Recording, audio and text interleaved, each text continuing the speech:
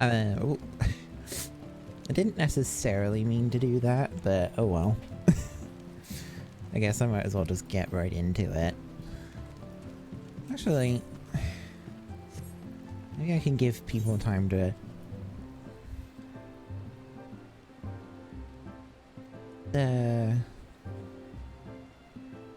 do something relatively quick.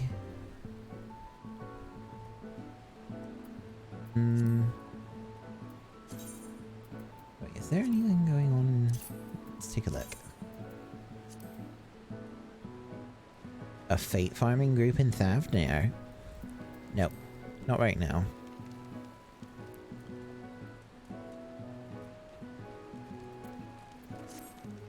I'll quickly deal with my retainers and then I can just jump right into it, I suppose.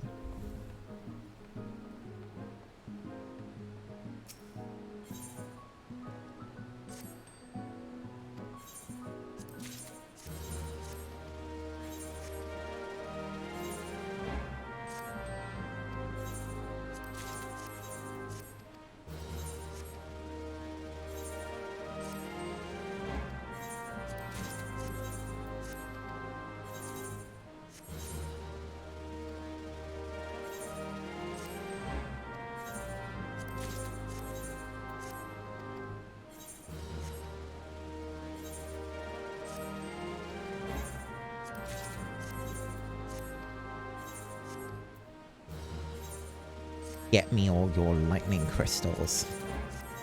And give them to me.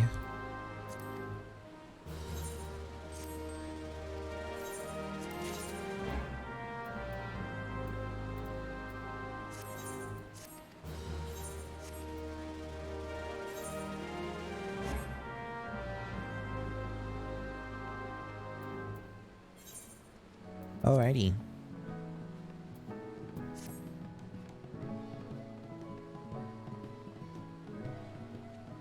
Hey, Barrick. What you broing me for? Did I see the finished basement? No I have not. Now that you mention it, I might as well go check.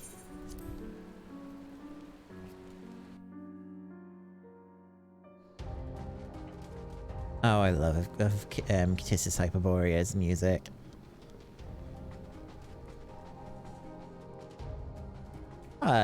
This is nice.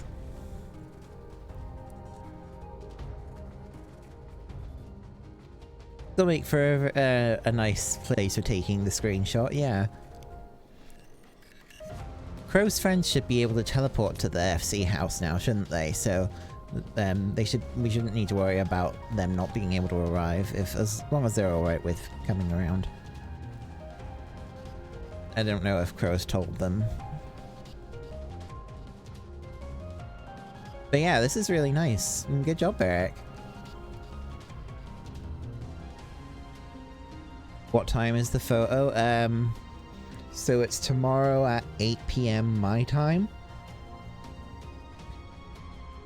I'm okay to push it back a little bit if there's someone who needs turn, yeah, for example, you know.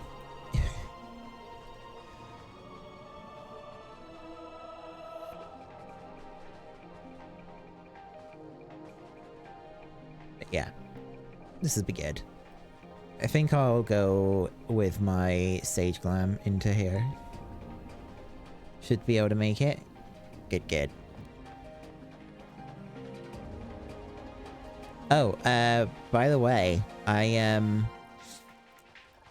also going to be doing a bit of a cooking experiment tomorrow.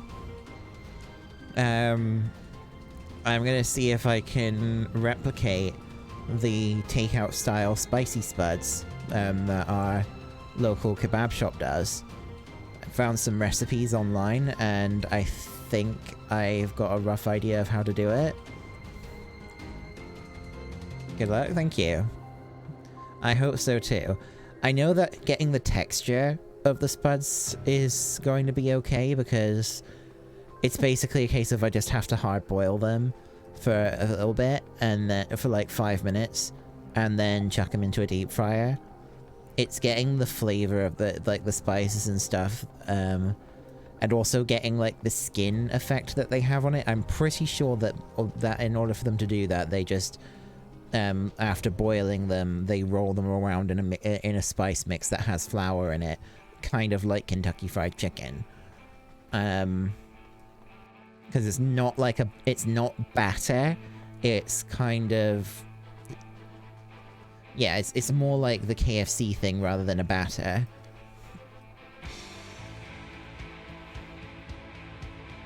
Anyway, I think I've gonna go do the tank roll quests now.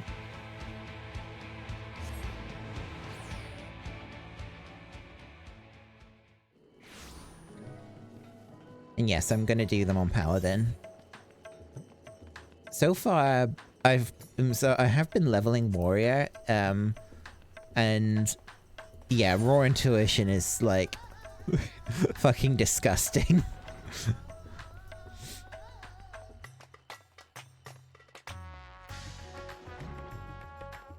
It is just crazy how much healing that kicks off.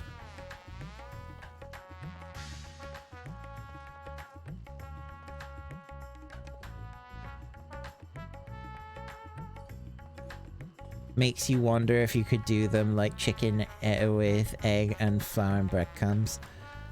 Breadcrumbs.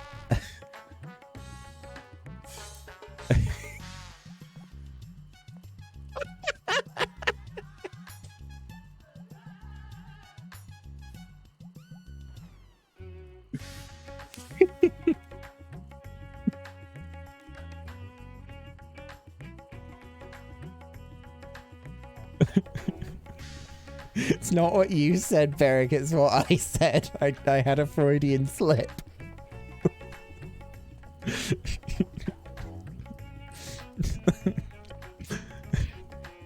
I said breadcrumbs.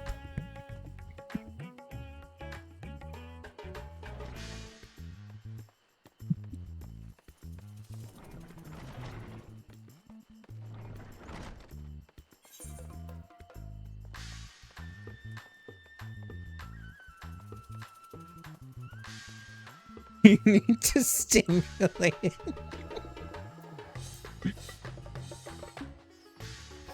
Okay, I'm just gonna... Let's get on with the tank real quick, shall we?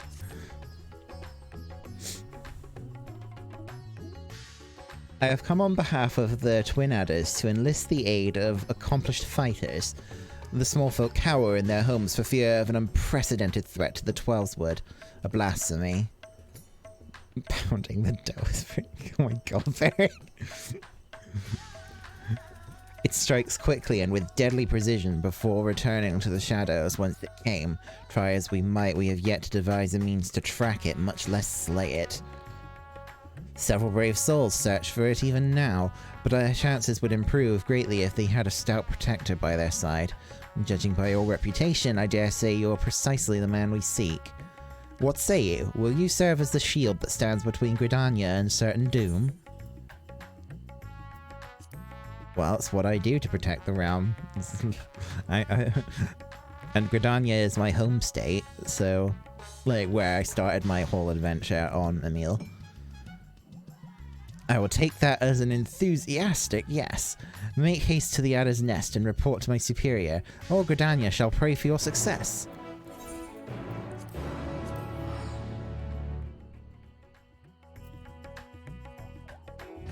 But, the way that the like, that skin that they do with the spicy spuds, it's definitely not the potato skin itself. We know that for sure, so we know that we have to remove the skin before we put it in the fryer. It doesn't have the sort of... It's quite a uniform sort of thing. When I say it's like KFC sort of style, it really is, because it's a thin, like, layer of seasoning that's kind of held together by... Like, it does kind of feel like it might be like a small amount of flour. Like, I think what they do is that after they've drained the potatoes, after they've boiled them, they roll them around in like a mix of the spices and flour. Would you grate it with hash browns? No, you chop them up into chunks. That's what the spicy spuds are. They're just potato chunks that have that seasoning on them, and then they're deep fried.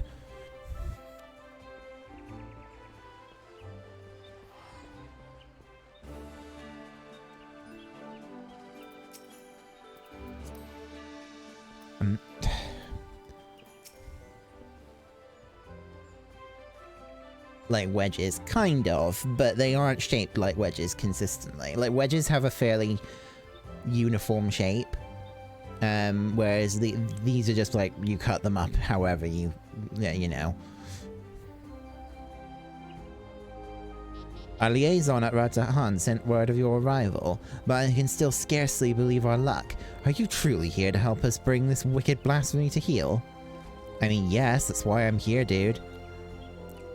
Then there is hope for us yet. I shall fetch the elder seed seer at once. She is leading the hunt, and I'm certain she'll be most eager to see you.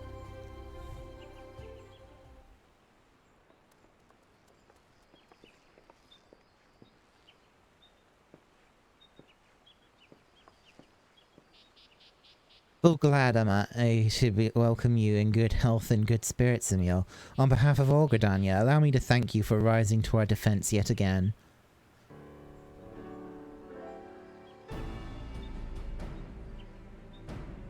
Me not understanding isn't indicative of a lack of explanation on your part, by the way. I'm just garbage at cooking. No, it's a habit for me to over-explain things, though. You will forgive me for eschewing further formalities, as time is of the essence. I shall share with you what little we know of this elusive scourge. Following the events in Thavnir, we received a report that an unidentified man had fallen into fits on the road before transforming into a beast most foul, a blasphemy we soon determined. Eyewitnesses to subsequent attacks spoke of patterns on its skin reminiscent of heavy chains, and thus have we named it Gleipnir, for the creature of legend. It emerges from the brush without warning, bringing destruction and tragedy to those unfortunate enough to be near. Ere we can respond, it retreats into hiding, leaving no trace for us to follow. The elementals cry out for us to rid the forest of its wicked presence. Yet even if we tracked it to its lair, I fear besting the beast will be no simple matter.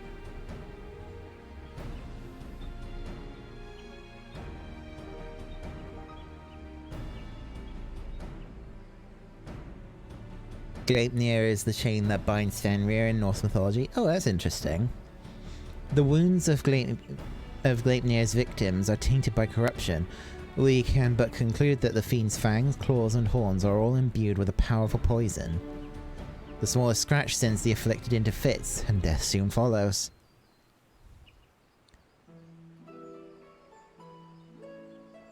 Mayhap you know of the creeping death? The effects of Gleipnir's vile poison bear more than a passing similarity to the symptoms of that deadly plague. It swept through the Twelveswood many years ago. The sick found their skin covered in chain-like patterns and spent their final moments in excruciating pain. 'Twas long before I came to Gridania, but people still speak of it with dread. It is true that the disease spared not a single here.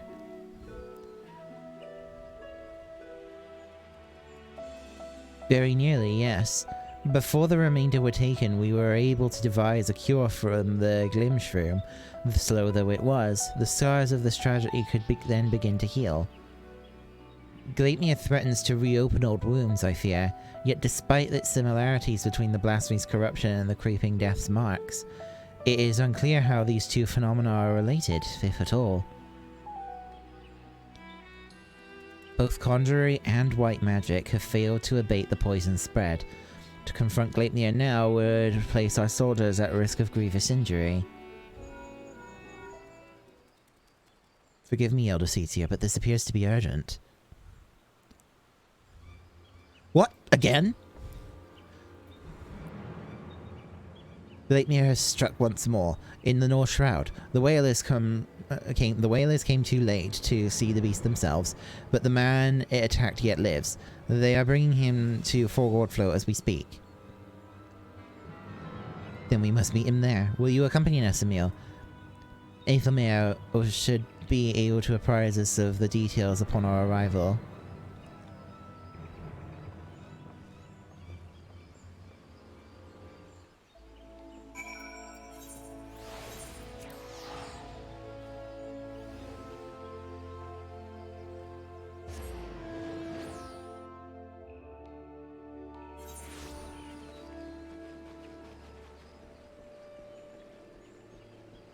I guess it makes sense that Norse mythology would pop up again in Gridania, since Gridania is where Odin appears. Excuse me. Elder Setia, you honor us with your presence. I cannot thank you enough for coming all this way. Given the dire circumstances, I would not leave this to another. Where is the wounded man? Outside of the bobbing cork, being attended to by one of our heroes. He's a capable healer, but I worry this is beyond his abilities. I shall do all in my power to aid him.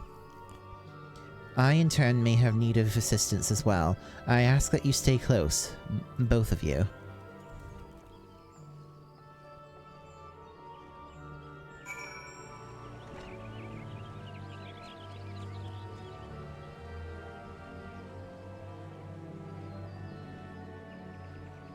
Now I'm curious about this, because it does feel like every single role quest that I've done so far seems to be about addressing a systemic issue with a particular city-state. Well, yeah, I'm going to be interested to see what goes on here. He's a hardy soul, but I'm utterly at a loss. While I manage to heal his wounds, the poison lingers. I fear the worst is yet to come. When I removed his clothes for treatment, I recognized the chains. If this is indeed the creeping death. Do not lose heart. I shall spare no effort. Rest for now. We may have need of your talents again ere long. She goes, man! She goes! A bloody swarm of them! That came from the East Gate.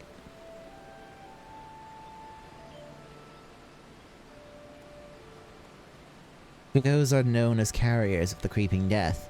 The villagers are on edge. If they think the Valkin harbingers of another plague, they may panic. Pray see to the Chigos. I shall remain here with the victim.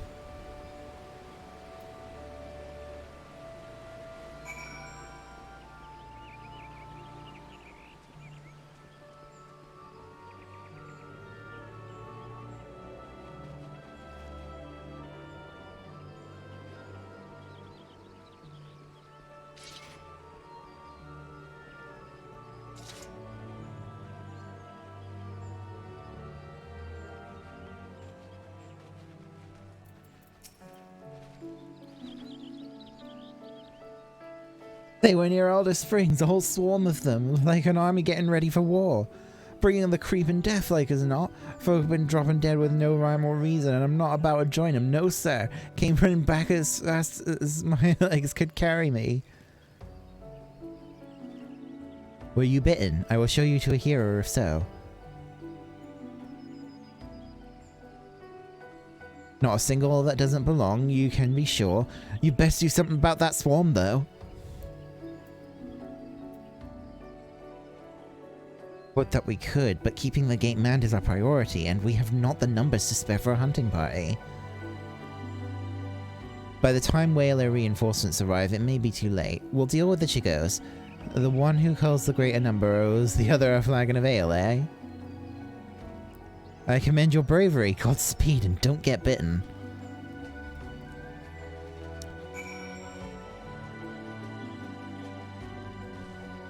Considering that keeper doesn't have a name, he's probably going to die. He's red shirt. Mysterious assailant. Oh, it's monks. Someone's doing the monk quest.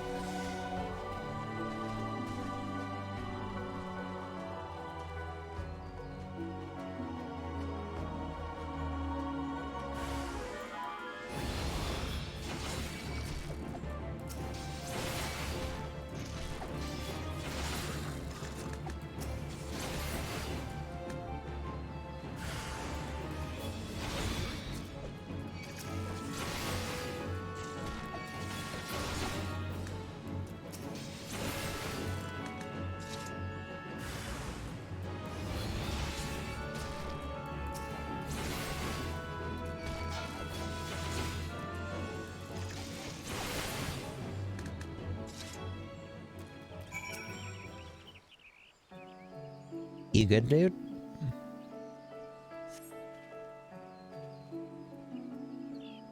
"12 be praised, and you!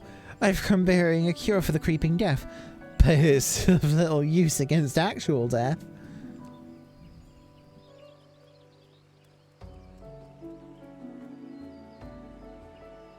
"Aye, that's why I've come. I have heard tell of a man suffering from uncommon pains at Foregoard Float, sensed an opportunity for philanthropy. And a touch of profit, I'll admit.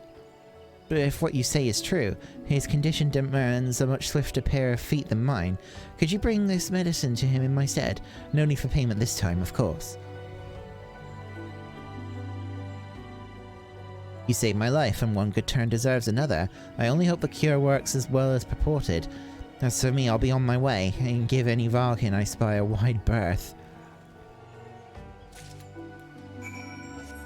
"I have been visited by a cat. I think it's Nyx.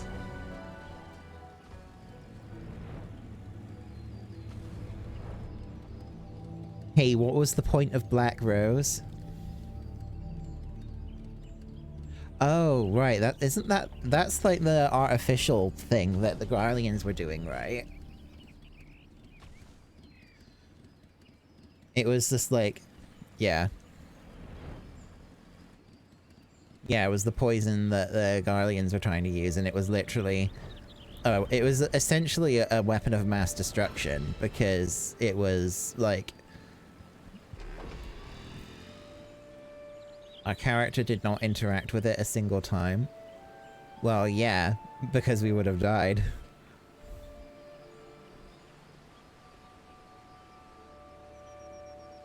Yeah, Alphino went to investigate it before Shadowbringers.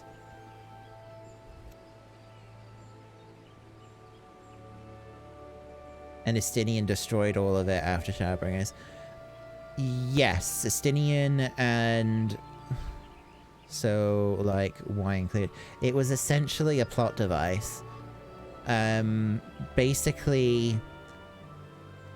You get told during Shadowbringers that if you had not gone to the first and to avert the flood, or to like save it, basically, Black Rose, when it was, because it would have eventually been released, it would have been set out and on scale against the Eorzean Alliance. It would have served as the trigger for the next Umbral Calamity. It would have resulted in the rejoining of the first into the source, and that flood of light from the first would have amplified Black Rose's effect and led to mass death, not just in the Alliance but in Garlemald as well. Would have essentially caused huge destruction and would have resulted in complete societal collapse. So that's essentially what the existence of Black Rose is all about. It was a bioweapon that the Ascians were trying to use as the trigger for a calamity, but the way that the plot was written is they never were able to get to the point of actually using it. Both between Gaius and Estinian's intervention, and once Xenos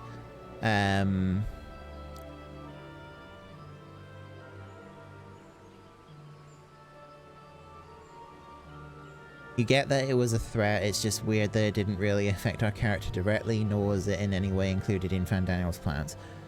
I think Fandaniel, well, for one thing, the facilities that were used to manufacture it were probably destroyed by that point, because Xenos set off a civil war by killing his father.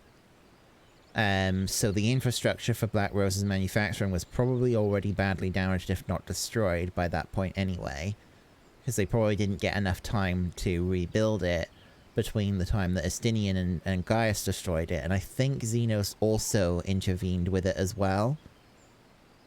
It feels like a Chekhov's gun. It is one of those things where I think the way that they wrote Black Rose made it so that they kind of couldn't use it because it was too powerful. Because they literally said that if you get exposed to it, it effectively kills you instantly. And it's, oh no, it's Purple Haze all over again.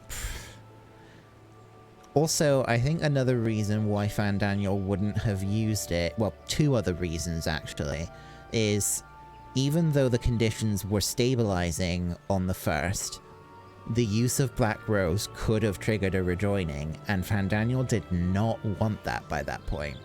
That was not his goal. So that was probably one reason he wouldn't want to try and remake Black Rose after its destruction. But another reason was the way in which he wanted everything to die wasn't in that way. Everything that his plan was essentially to release Zodiark and get Zodiark destroyed to undo the protections against Meteion. That was Fandaniel's goal. So Black Rose would not have actually helped him attain that goal. That's why he didn't use it.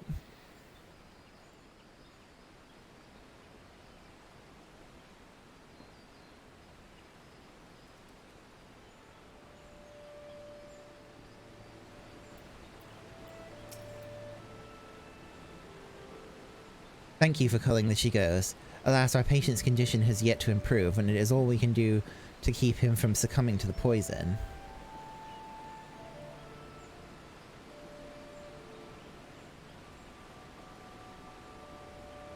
Do you think it just doesn't sit right with your brain that they wrote a threat into the story that they then wrote out without making our character deal with it? It does set up Estinian as a closer ally of the Scions, though. Well, yeah, that's another... essentially, the Black Rose was, by going to the first to stop to bring the first balance away from light and back towards equilibrium and darkness, was effectively your character's most effective way of dealing with Black Rose. Because Black Rose was brought in by the Ascians to serve as the trigger for the calamity, and thus cause the rejoining of the first to the source. By going to the source and by going to the first and disrupting the conditions on the first to allow it to be rejoined, you are effectively rendering the plan to use Black Rose pointless.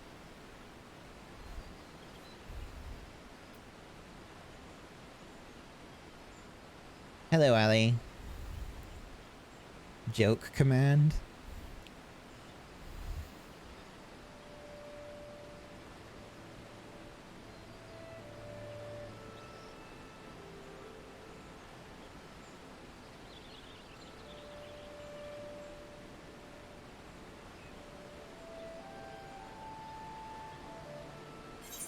And give the potion.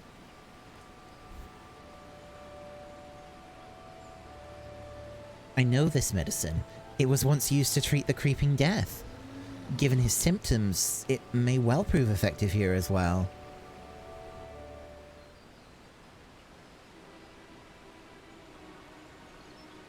It works upon the body quite quickly, as I recall.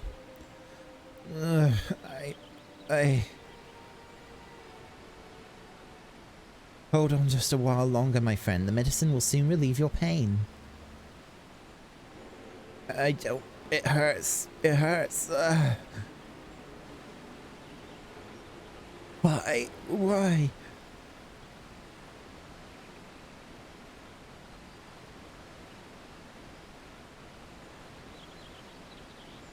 How is everyone? I'm doing fine. Have you seen... you must have seen Ayato by this point, like his official splash art. The man shrieks die in his throat as his body is racked by violent convulsions. He then falls still and quiet, as if his breath was snatched from his chest.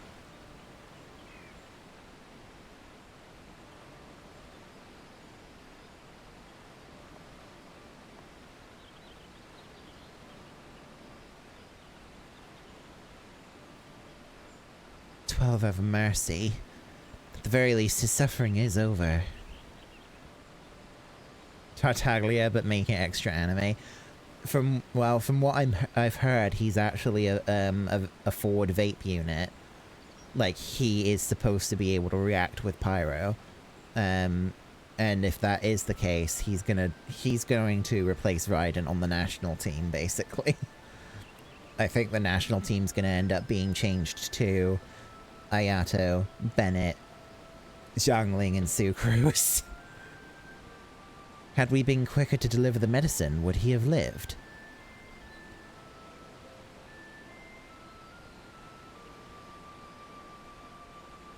Think not. He was doomed from the moment the poison entered his blood.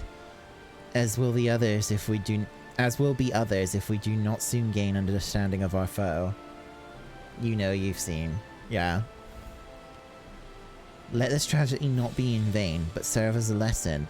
Though the effects of Gleipnir's corruption resemble the creeping death, 'tis clear that the two share little else in common.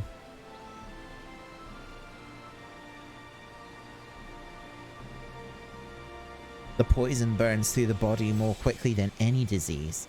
Too deadly is it to be borne by creatures so fragile as Shigos, or any other besides.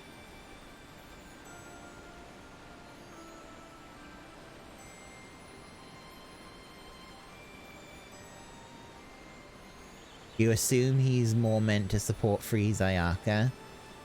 I mean, it would kind of make sense for him to be a support for Ayaka, but I strongly think that he's meant to be the first Hydro unit that can do vapes consistently. Because like every other Hydro unit so far just doesn't have the ability to do forward vape because they apply their Hydro too quickly and too much. Then we get it, you vape. Then that is one less possibility that people need fear. 'Tis a shame life was lost, but this knowledge may help us to ensure that others are not. Spread word, but do so with delicacy. In these troubled times, fear and despair can drive even the goodliest of souls to desperate ends. Gleipnir is the only blasphemy known to us in Gridania, for now. We must do our utmost to stop him from sowing further discord. Understood, Elder Seatsier. I'll give this man a proper burial before sharing what we've discovered.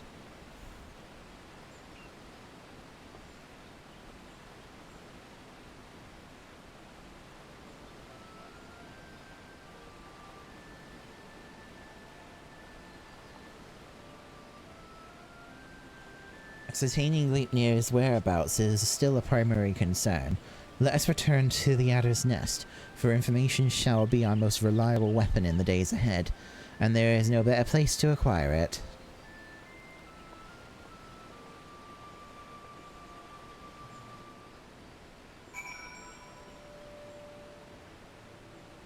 I'm going to assume then that whoever it was that transformed was probably like a survivor of sorts from that plague.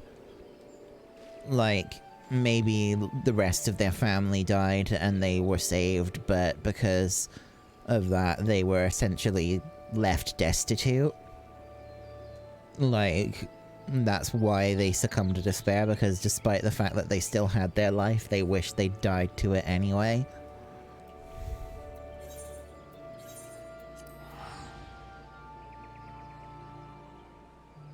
That's the feeling that I'm getting so far, that it's probably going to be something like that, where the systemic issue in Gridania is that they didn't provide enough support to people who survived this plague.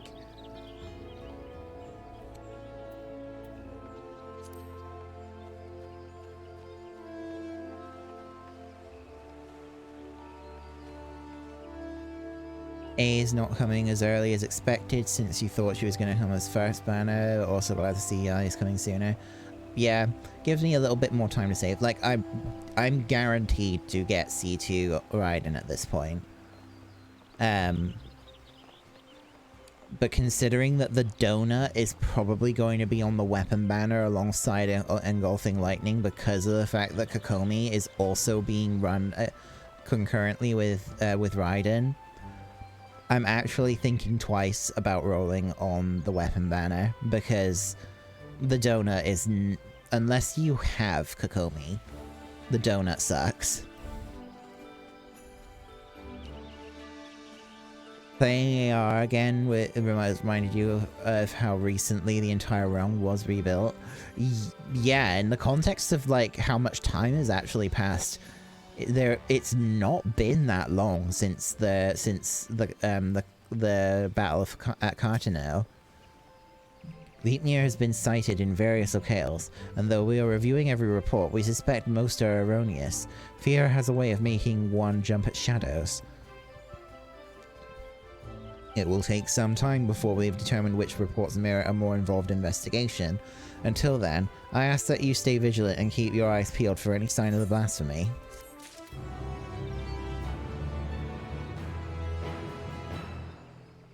There's still not a great deal of infrastructure in Eorzea, just a lot of positive political change. Yeah. Like, technologically speaking, they are still behind the Garleans.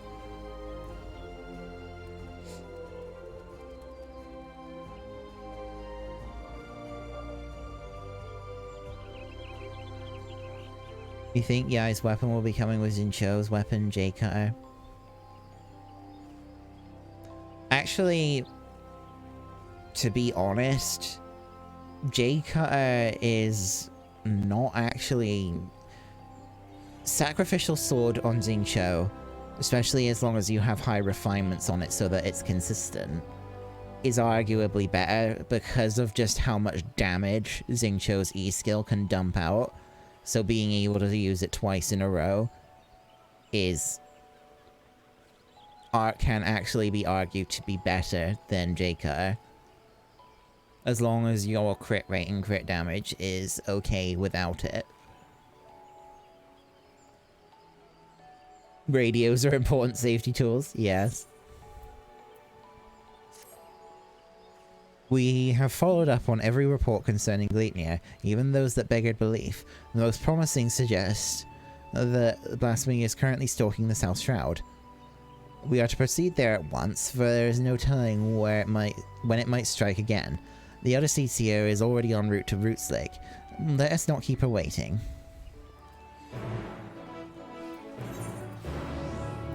Oh look, it's...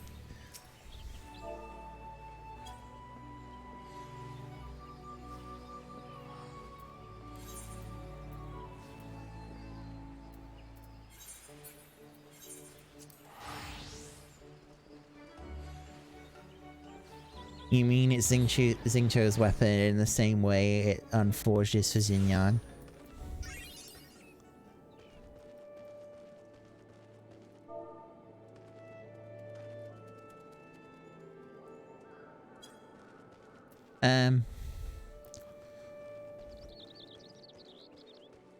I do still find it funny that they made a free 4-star weapon that they give you an R5 on is literally, hands down, the signature weapon for a 5-star unit.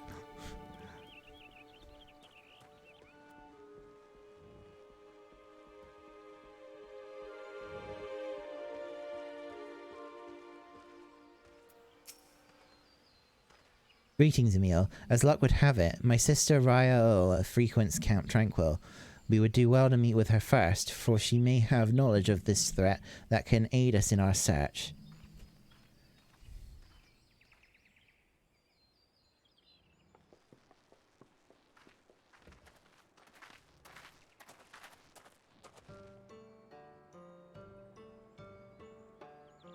It's been too long, Raya. Kane!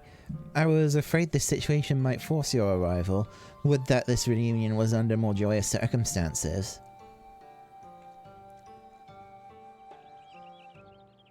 It is heartening to see her joined by the bearer of our tower's will.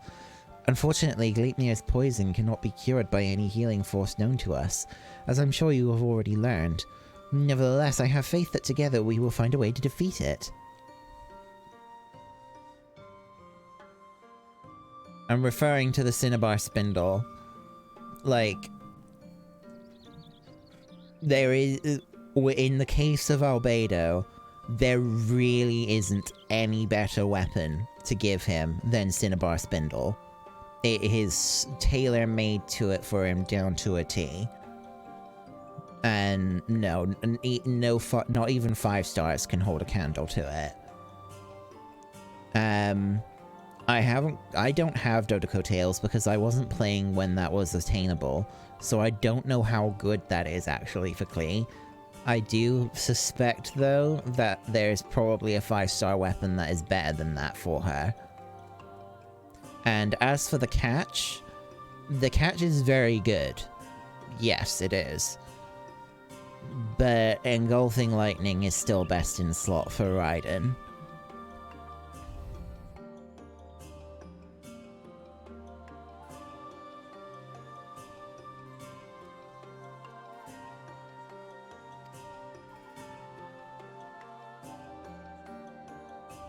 Every moment is crucial, so let us dispense with further pleasantries.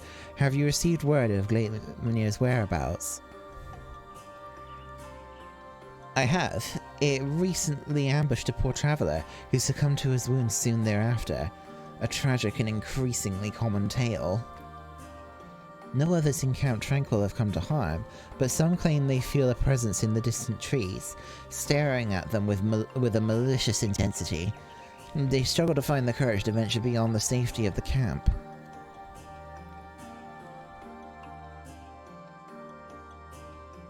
While its victims exhibit symptoms reminiscent of the creeping death, Gleipnir's corruption seems only to affect those who have been assaulted by the blasphemy itself. We have yet to confirm a single instance of it spreading from one individual to another. That's somewhat reassuring, but it will provide little comfort to the people here, I think. If Gleipnir comes, any defense we mount will come at great cost. Those who fall wounded will invariably die. I'm at a loss, and the people under my care can see it. They grow tense and bicker amongst themselves. Some even accuse me of standing idly by while this monster room's free, as if I'm not doing all that I can.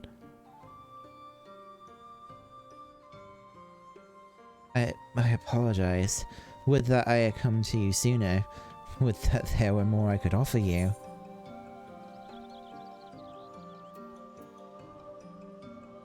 Perhaps the elementals could help?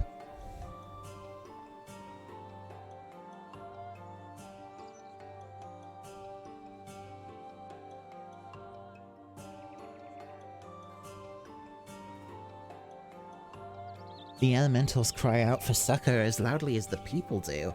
This I know you feel, Kane. Gleipnir poses a threat to all life in the Twelveswood, and as such, we should face it as one.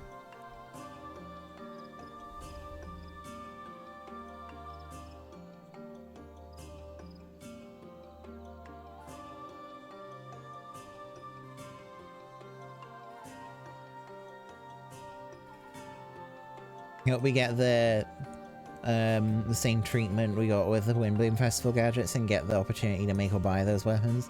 That would be nice. Or at least a future event allowing you to re-obtain them. Their strength has waned since the calamity, and I am reluctant to impose upon them. Nay, as Seedseers, it is our duty to first expend every option available to us, and spare them further distress. Once we have laid low the blasphemy, the elementals will be at peace. Well then, how do you propose we go about that?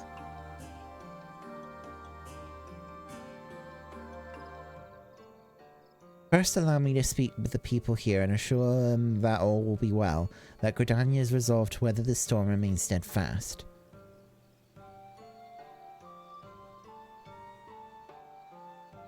No road is closed to those true of heart. I suppose I shouldn't be surprised that you begin with an earnest and heartfelt appeal. For my part, I shall reach out to Arun. Perhaps together we can find a way to offer similar comfort to the elementals. I have no doubt we will require their assistance in the days ahead. Thank you, sister. May the 12 watch over and keep you both.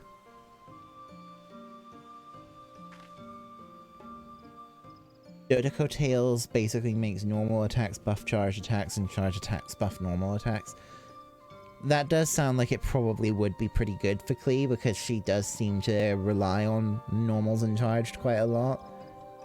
But I still think there's probably a 5-star that would be just as good on her. I don't think that sounds as... like, again, comparing to what Cinnabar Spindle does. It doesn't sound like it would be as much of a must-have as Cinnabar is on Albedo, because it also depends on how you're using Klee, and whether or not that would be good.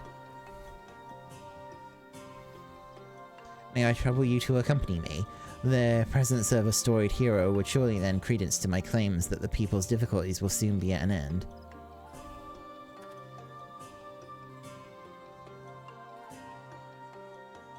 The word sister doesn't sit well after watching so many James Charles memes. What?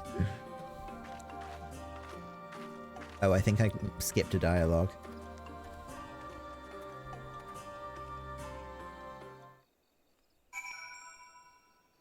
Oh yes, I did. While you attend to that, I shall gather what information I can from the Woodwhaler stationed here. Pray look for me at the camp proper when you are finished. If we are to convince the people that they do not live in fear of Gleipnir, then my words alone may be insufficient. I do not comport myself as an imposing figure, blessed with martial prowess, to say the least. You, on the other hand, are renowned as a peerless warrior who has triumphed in countless trials. Simply looking on your features fills me with confidence that this crisis too shall pass. I pray you stay by my side, that those we speak with might be joyed by your presence. Kane-sen is now accompanying you. Wow.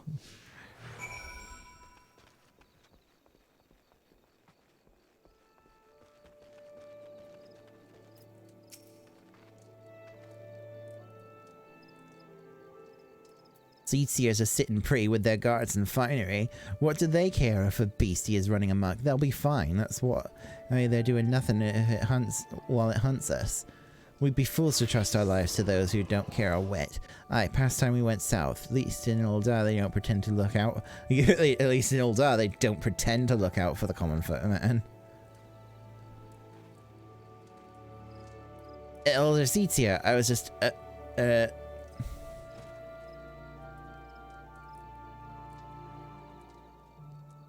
I promise you that we are sparing no effort in our hunt for Gleipnir.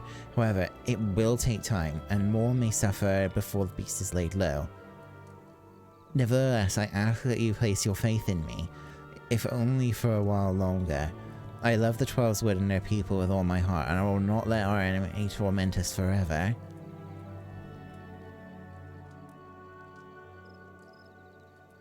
I understand.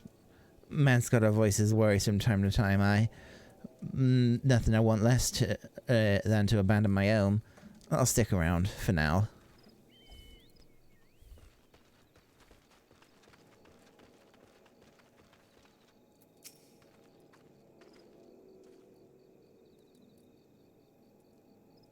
A single scratch is enough to spell one's doom, they say.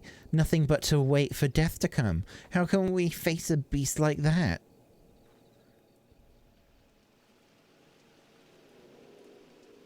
Do not give in to despair, my friend. Know that I shall do all in my power to see us through the crisis. Hold fast to hope, and encourage others to do so as well.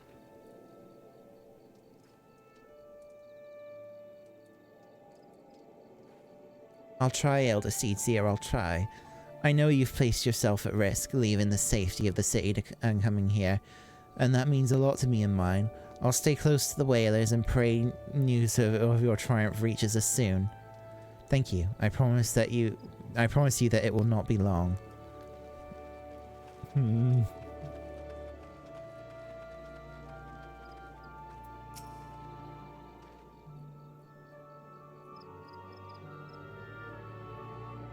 I saw it, a gargantuan beast stalking the woods with horns the size of my leg.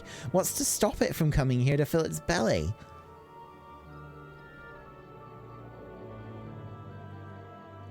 Gleipnir will do no such thing, I swear. I shall see to it personally that the blasphemy does not come within a malm of this village. Keep heart, for brighter days lie ahead of us. Truly, Elder Seatsier. Perhaps I've let my imagination get the better of me. You are a beacon in these dark times. I pray you restore the peace soon. I shall, you can be certain.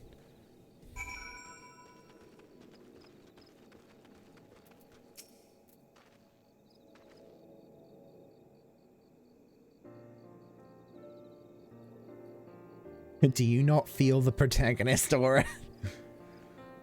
Will that be all for now, Elder Seatsier? It will. I have done what I can to quell the unrest, but so long as Gleipnir lives, they will never be at peace.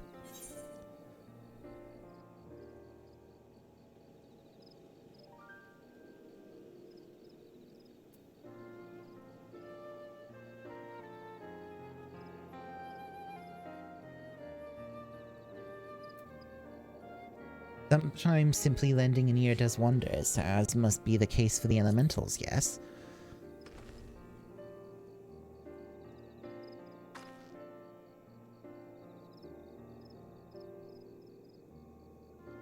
Indeed, you are correct. Today was a welcome reminder of that truth, and an important step in our journey.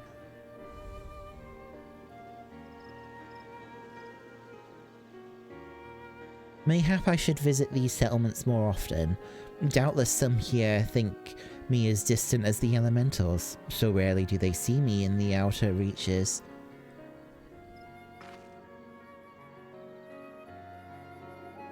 You have served me admirably as protectors thus far, for which I am grateful.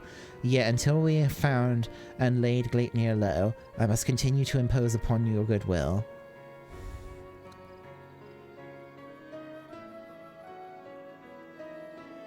'Tis no imposition, Elder Seatsier. You saved me on the killing fields of Cartano. My life is yours, now and always. Your life is your own to command, but I thank you for your words, and your conviction, which fills me with confidence that the path we walk is true.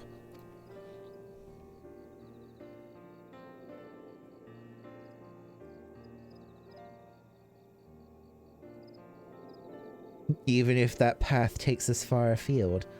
Did I ever tell you that, when I was a young student, I would often steal into the woods with a dear friend of mine, much to the chagrin of our teacher? Deep down, I suspect there is still part of me that yearns to wander where I should not.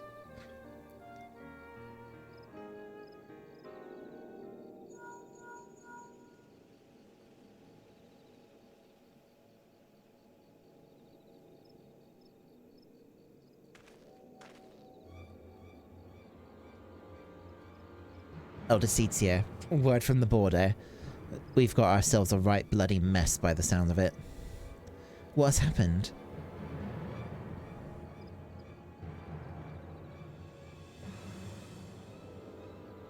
Per your earlier instructions, the whalers closed the road. They're just airports. Oh, hey, hon, how are you doing?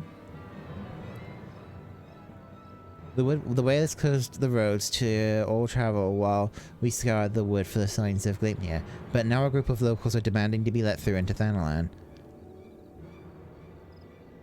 They're terrified by the sounds of it, screaming about the creeping death and gods know what else.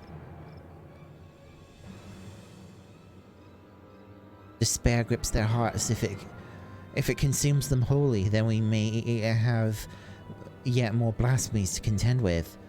I will speak with them. Wild rumors fuel their panic, and with truth and compassion will I convince them to see reason and return to their homes. You're about to eat? Ooh, what are you having? If anyone can, it's you, Elder Seatsier. We're doing our best to keep them calm for now, but my man's words painted a grim picture. I pray you make your way to the border as quickly as you can.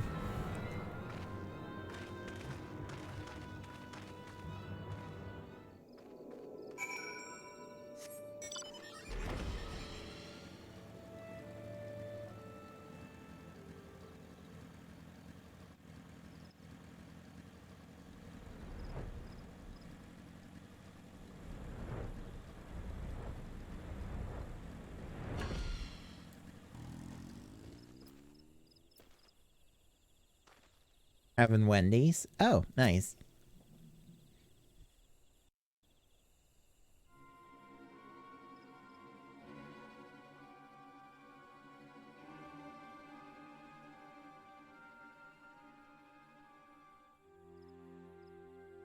Let us through, damn you! We're standing here while the creeping death nips at our heels. You're telling us to die!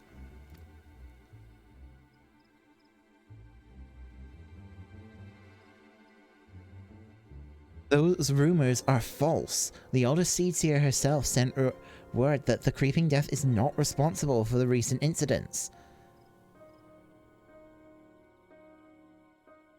You mustn't surrender to panic. Return to your homes while we deal with the threat, and pay no heed to baseless stories.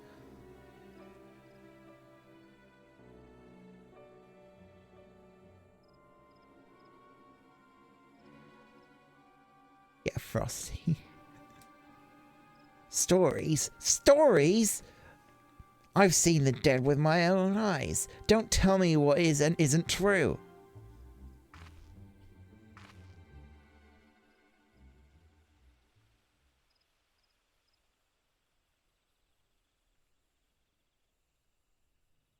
Hearken to me, my friends. I come before you now to assure you that the creeping death has not returned. Only those who have been wounded by Gleipnir are in danger, and so I beseech you to take shelter in your homes until the threat has passed. Gleipnir? The beast I saw in the wood? We have to run! They could have followed us. You saw him? Where?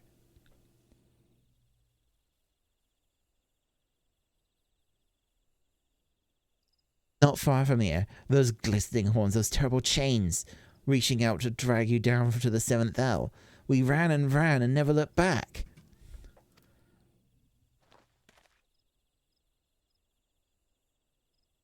But don't worry, it didn't catch any of us. No one's marked, see? That means we're safe, right?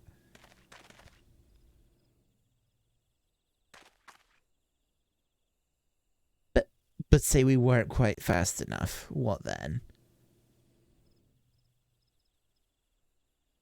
Its horns and claws are where the poison resides, and even a scratch would be cause for concern.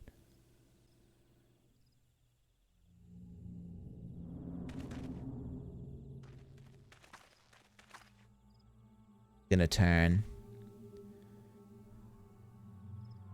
Even a little scratch. Then it's too late for me. Is that why my body feels like it's on fire?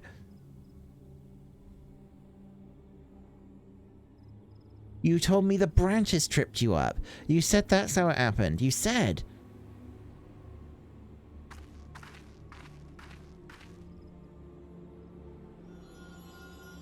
Oh, heavenly winds, guide us to the font of strength. Oh.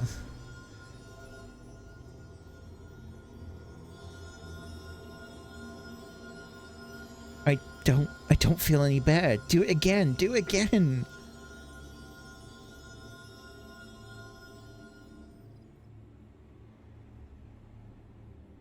It hurts. Help me.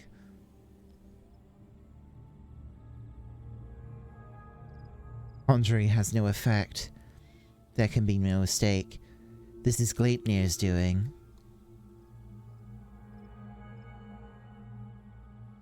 Even so, I ask that you do not lose heart. Stay strong, for if we surrender to fear, the beast has already won. No, I don't want to die. Please, help me.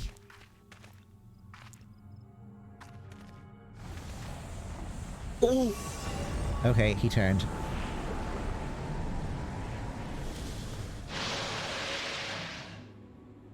Get back!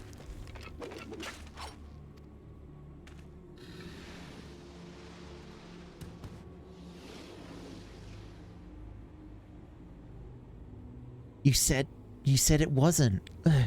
Why? Why?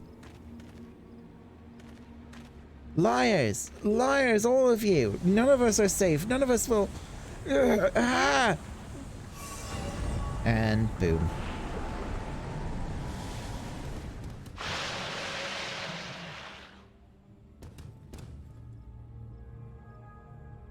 despair made manifest. 12th offend, is there naught that can be done for these poor souls?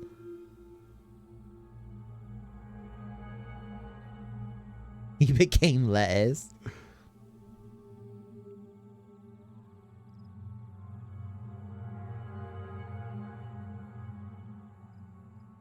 But one thing, I know. We must lay them to rest. Contain the threat.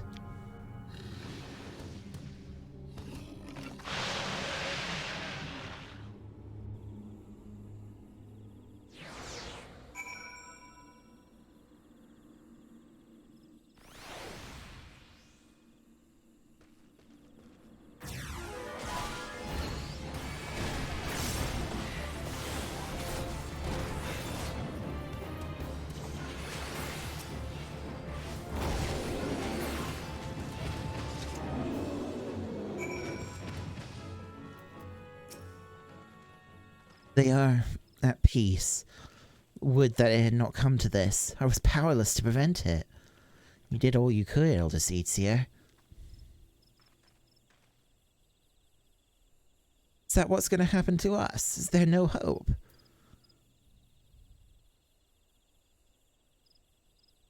What you witnessed was the fate of those who fall to deepest despair.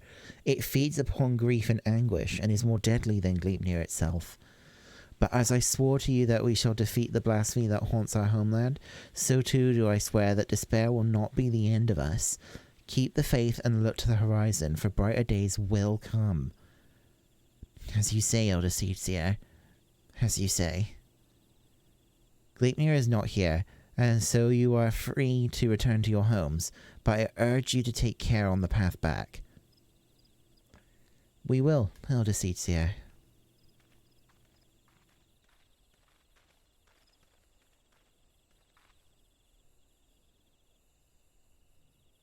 The storm has passed, but a darker tempest roils in the distance. So long as the spectre of despair looms, the people will struggle to take any words of comfort to heart. We will see more tragedies like this. The elementals too cry out for a solution. The longer we struggle to resolve this crisis, the more innocent lives we put at risk.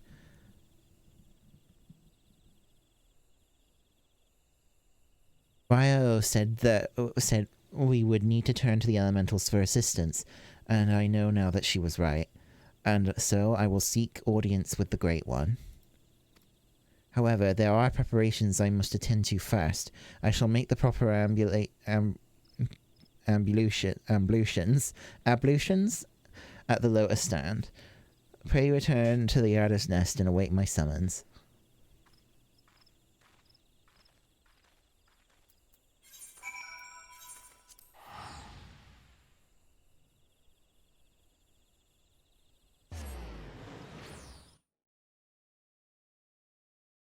So Kane is going to be our healer during the solo instance then. That's cool.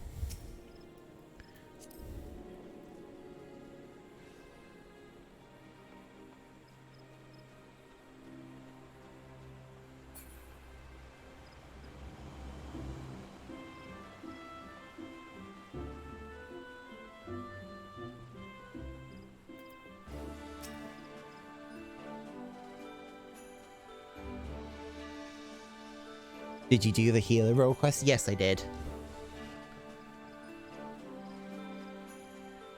I thought it was pretty cool.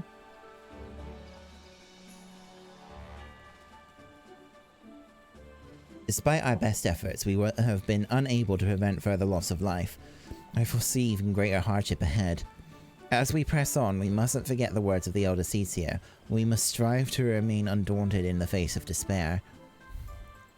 She is preparing for a communion with the Great One. When the time is right, she will call upon us both. Until then, my friend, stay strong.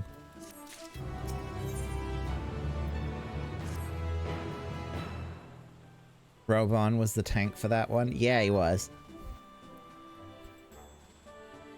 Despite him, you know, missing an arm. He doesn't have a shield arm.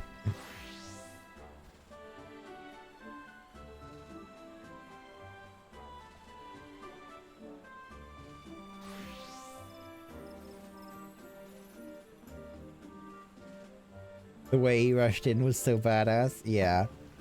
The situation has worsened since we last spoke. Gleipnir grows bolder in his attacks, and the Conjurers are spread thin in their efforts to attend the victims. Moreover, we are no closer to finding a means to counteract the blasphemy's poison. With no choice but to wait until death claims them, some are overwhelmed by hopelessness, becoming mad beasts that lash out at their former countrymen. Such tragedies all too easily beget further tragedy, as bereaved loved ones are in turn overcome and share in the same horrid fate. The people speak of these incidents in hushed whispers, afraid that at any moment a monster might appear within their midst. If we could find a cure for the blasphemy's poison... Indeed, let us hope the Elder Seedseer's efforts to enlist the aid of the elementals are successful, and that united we may at last cleanse the Twellswood of this evil once and for all.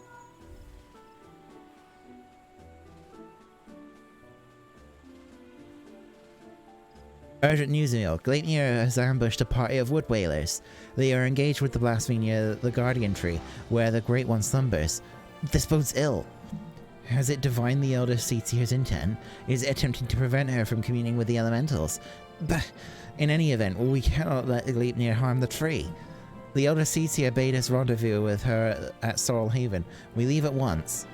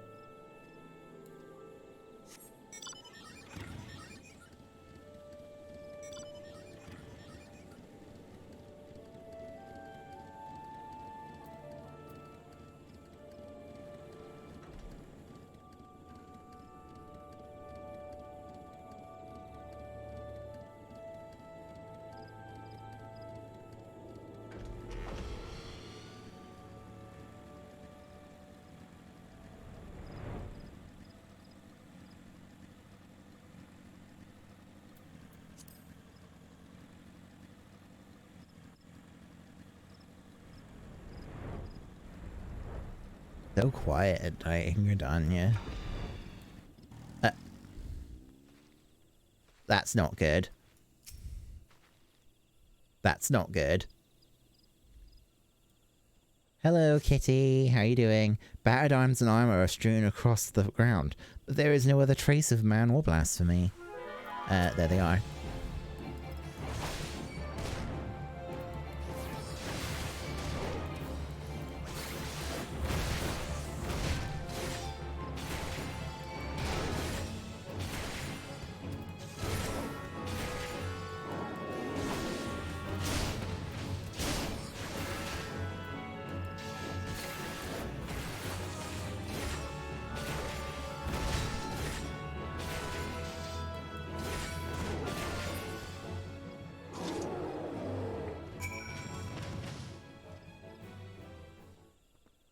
It seems that they turned, or at least some of them did.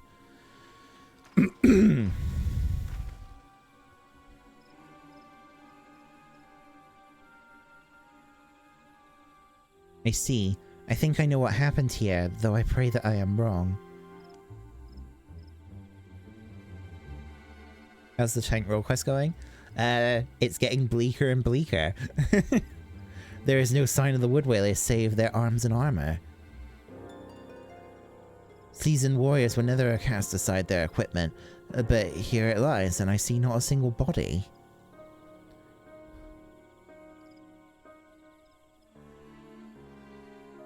Face of certain death, even the bravest among us can succumb to despair.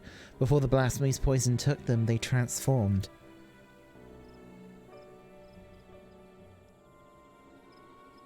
You finished the magic one yesterday with Ishgard? Oh, nice. I think that one was kind of cool. Gleipnir could not have gone far. He may be watching us even now. Be on your guard. The air is thick with corruption. If the wood whalers succumb to a man, then we can expect a hard fight. Though I dread the thought of hurting our brave soldiers, we cannot allow the creatures they have become to roam free. Let us form 2 groups to more quickly track down and cull the beasts. Once we are finished, we shall regroup under the boughs of the guardian tree.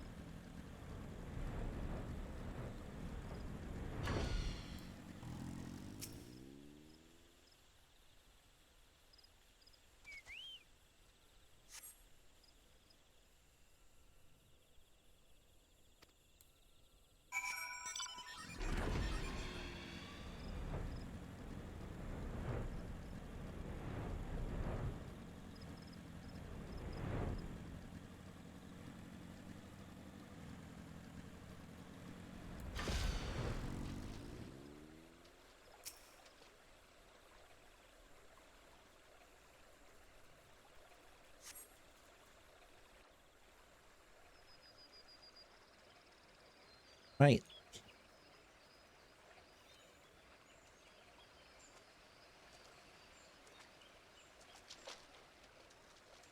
Oh, there she is. Our work is done then.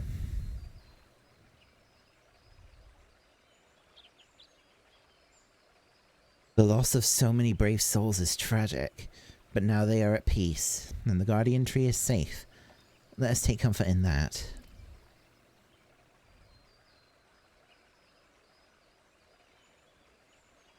But pray that the Great One will hear my plea.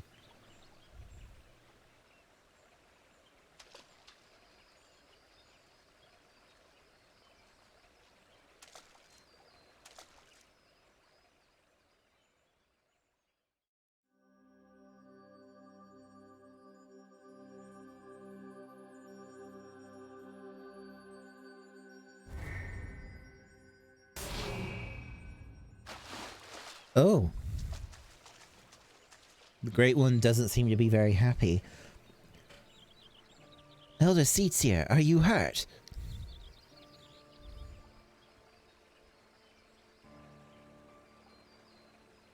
Great One is filled with fear.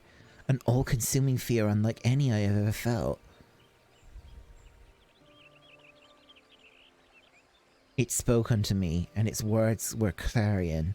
Drive the evil away. Drive the evil away.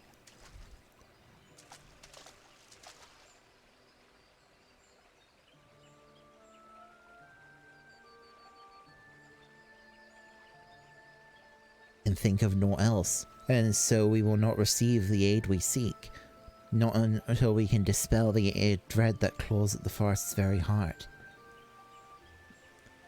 No, this was our last hope.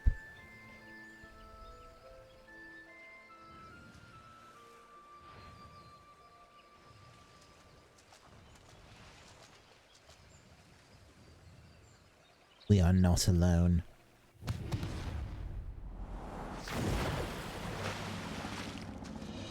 Oh fucking hell, it's using the behemoth model. Well, hello there. Booba. There can be no mistake. This is the profane beast. The blasphemy that has marred the 12's wood in despair. Gleipnir. Stay back.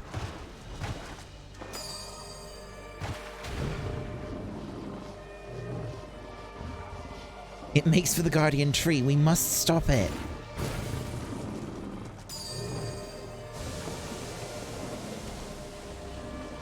Poison, you must let it touch you. Such fearsome strength.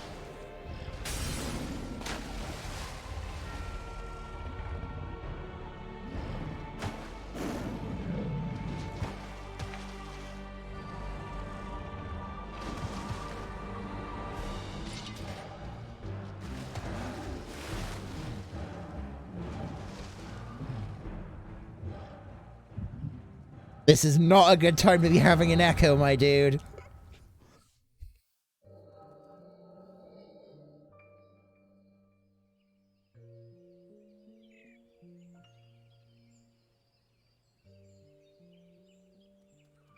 It stands on two. Yo, it's they. In accordance with our covenant, we Padjal have been blessed by the elementals. From the moment we are chosen, we are bound to act as mediators between man and nature. The most skilled among us are honoured as seed seers, and it is their duty to guide Gridania through times both poor and prosperous. I cannot say which of you will be found more worthy. In my estimation, you both have the potential to become seed seers. Of that, I become more certain by the day.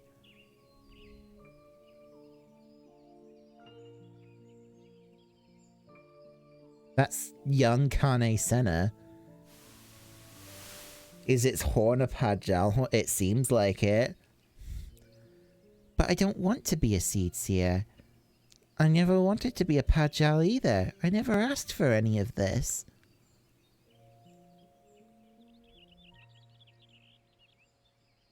Why can't I live a normal life like everyone else?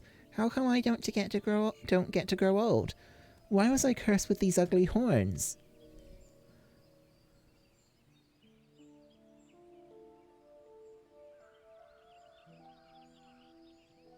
I like them. And maybe we didn't choose to be born this way, but I don't think that makes us that different from everyone else. It's a rare gift. A blessing even, and we can use it to help others. And if we can use it to help others, then we should. Don't give up on becoming a seed seer, Kane. We'd all be worse for it. She had her doubts as a child. You never understood why they have one. It's something to do with the blessing that the elementals gave them. A blessing? I never thought of it that way. I suppose I just hated not having a choice. But maybe you're right.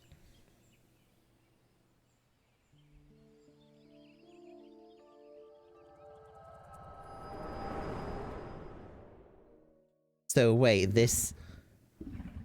It is a seed... So it's one of a Padjal that corrupted?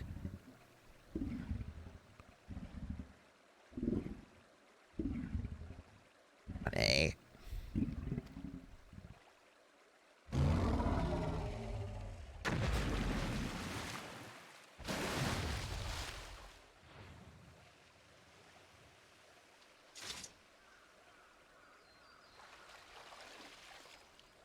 Was she poisoned? Was she hit by the poison, or was she just knocked unconscious? Did it just fly away? It seemed I think it just jumped away.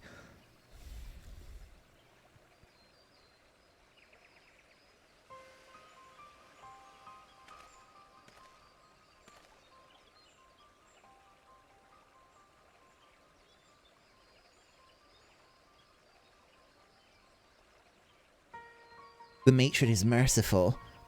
The elder seer has fallen unconscious, but is otherwise unharmed. The blasphemy must not have touched her, for I do not see the telltale mark of poison. Still, I am no healer, and she should be looked after by those who are. I shall carry her back to Gridania. We must leave before Gleipnir returns. Await me at Iliada's Nest.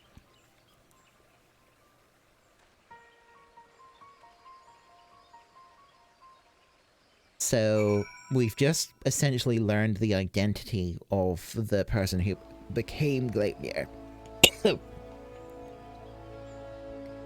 Oh, excuse me. Something stuck in my throat.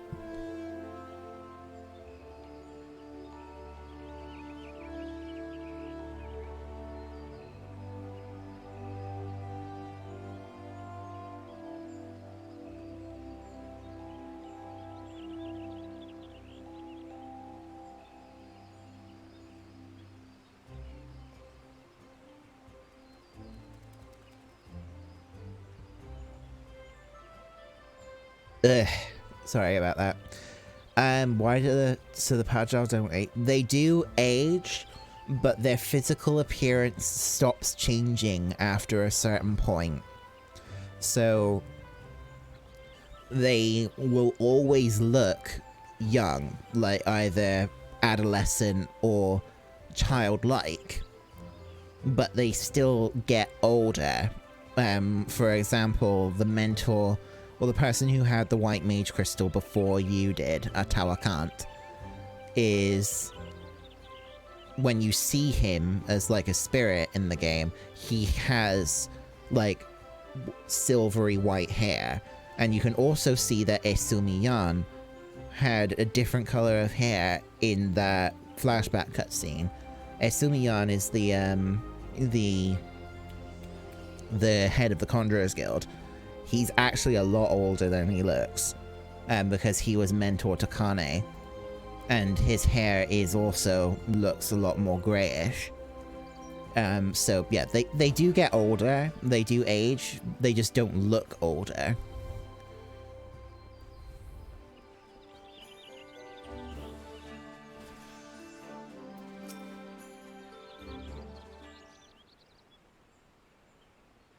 Using a glamour. Allow me to thank you again for your assistance. The elder Seatsier has been delivered into the care of Esumiyan, and by the grace of the elementals will she make a full recovery. In fact, she has already regained consciousness, but is not yet allowed to receive visitors. We can but wait for now.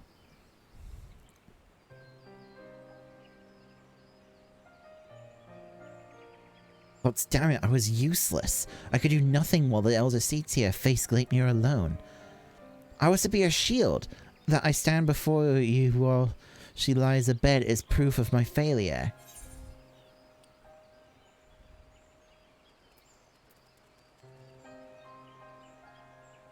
Anisena lives still, and she still requires your protection.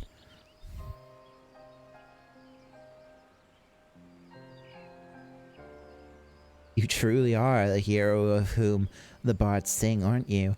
You've suffered terrible trials, yet you still stand tall and resolute. Thank you for your counsel. How close I came to forgetting the lessons of my past.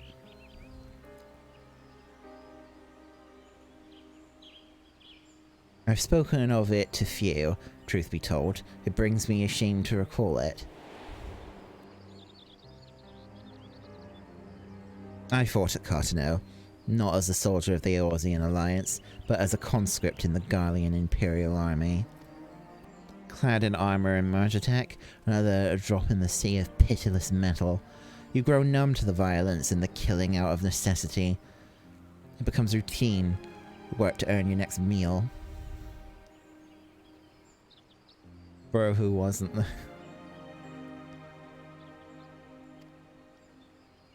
But when the moon shattered and the dragon emerged, and when the dust had settled, I was another body clinging to life amongst the fallen.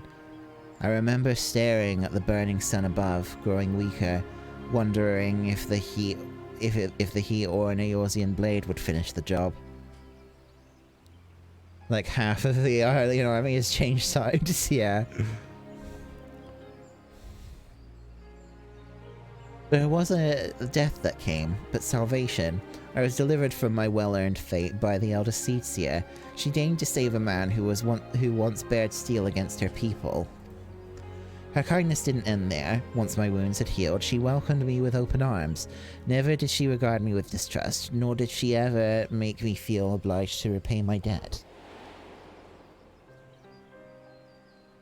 She fought not to take life, but to safeguard it. Through our friendship, I came to see the wisdom in that distinction, and pledged my remaining years to her service.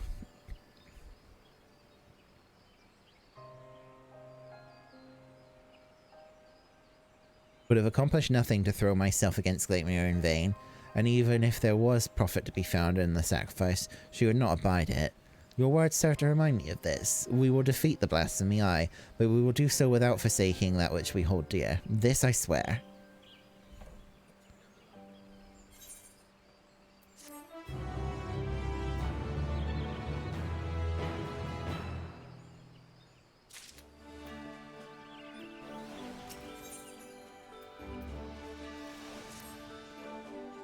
Meal, the elder Seatsier has grown strong enough to receive visitors. Come, we must go to the Stillgate Plain at once. You want to go home? You still have 15 minutes? You can make it, you can do it. You got this.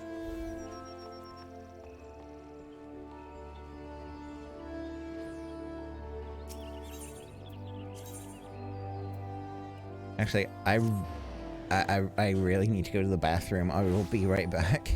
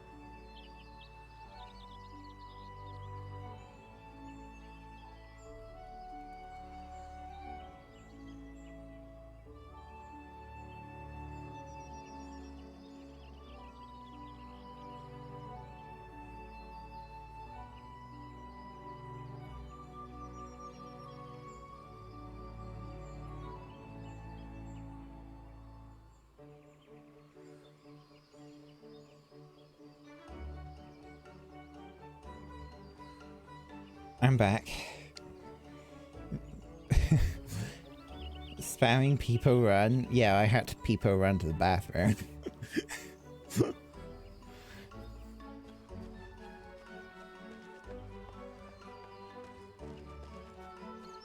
I probably should just stop after I finish the role quest, because I am... Yeah, I think something might be a little bit...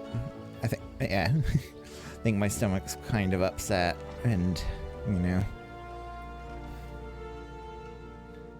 Oh look! Alaka, Sylphie, and Gatty. Thank you, hun.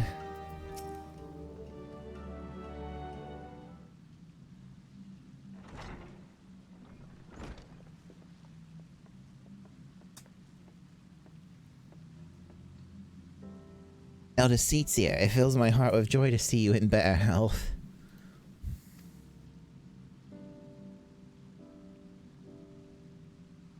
Saddened by your presence as well, my friend. Unless you wonder, know that the Conjurers found no trace of the poison in my humours. If you are ready, I would resume our search for Gleipnir.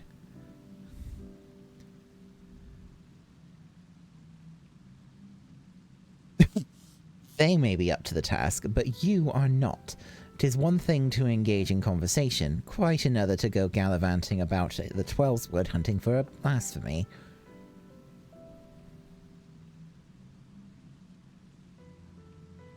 I am aware you are a conjurer of surpassing skill, and would not presume to gainsay your judgment, but have my wounds not healed?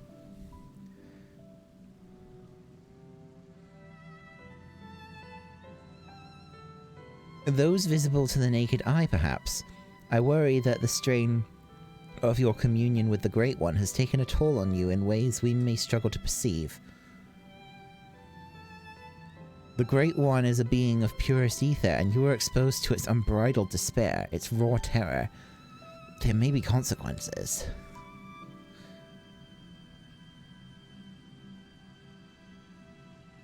Aware of that, but Gleipnir must be stopped. Until the blasphemy is laid low, people will continue to die.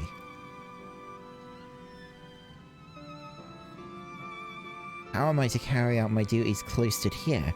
How am I to deliver the forest and its people from this despair?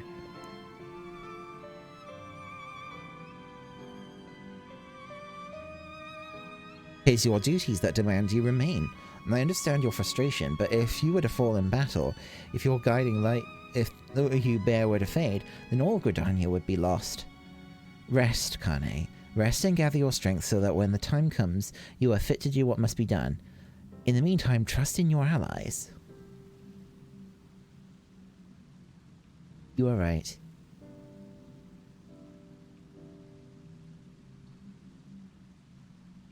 Instead, I see no reason I cannot join in planning our next step. As you said before, conversation is quite unlike gallivanting about on a hunt.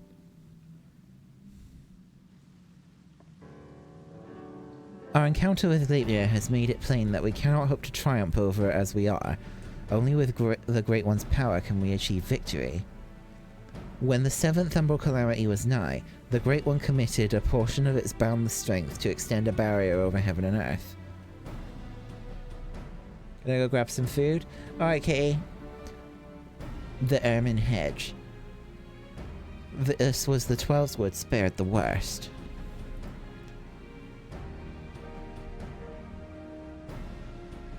If we could convince it to again lend us even a small measure of that power, we would need not fear the poison. Therefore, I believe we should pour our efforts into placating the elementals, that we might earn their favor.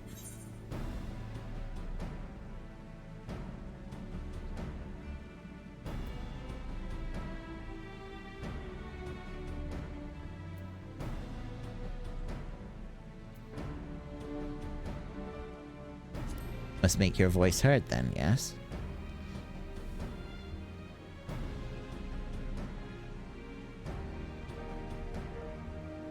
Indeed, we must find a way to assure that the Great One of our good intentions, to remind it that we labor not for its destruction, but its salvation.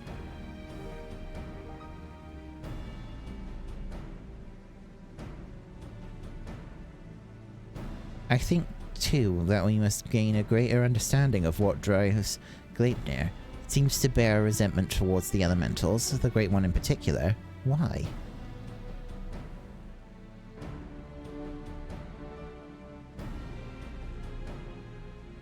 I have pondered this question myself. Lingering memories of the person Gleipnir once was may be responsible. Reports from Razatan suggest this is likely the case, in fact. If we could but ascertain the original identity of this blasphemy, but where are we even to begin our investigation? And this is where I mentioned I had an echo. You were granted a vision of Gleipnir's past? And I was there? Then I may know who he is, or was. As do I, the boy who trained alongside Kane in her youth.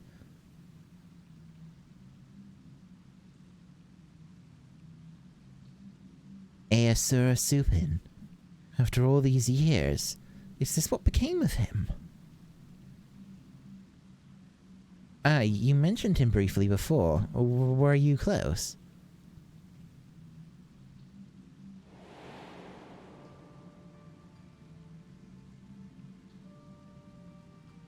Aesura was Padjali, like me, but he had never known his parents and devoted himself wholly to his studies. Yeah, the girl in the flashback was Kane Senna.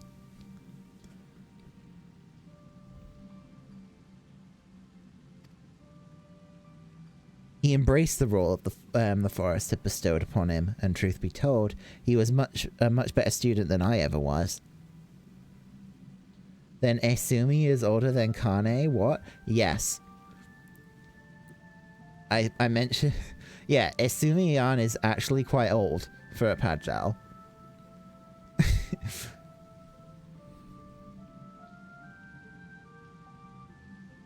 He just looks really young. Like, it's not clear exactly how old a Padjal will look before they stop aging. You knew he was old, but not that old. Yeah. A fair assessment. Despite your esteemed heritage, you never took to my lessons as well as he, ever dreaming of the outside world. Stealing off into the woods more times than I can count. I could not keep watch over you at all hours, not even if I tried.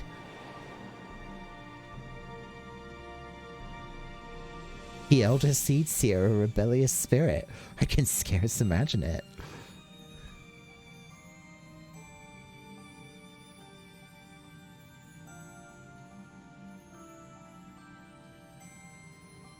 I resented being a Padjal. It was inconceivable to me that I could not live among the others, and I did not scruple to express my misgivings to Esumi-yan at every opportunity. Aesura was a pillar of constant support. It was thanks to his encouragement that I at last embraced my destiny and resolved to use my gifts for the greater good.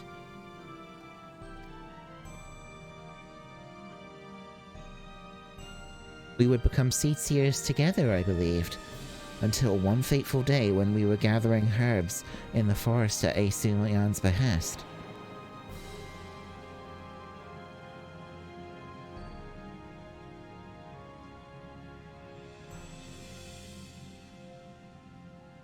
We met a wanderer hailing from a distant land who told us his beloved was with child and that he had travelled to Gridania to beseech the Great One for a painless birth.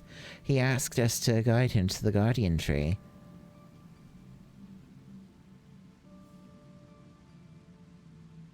However, entering into such sacred places was not ours to permit, and there was something odd about his demeanour besides. With regret I refused him, but...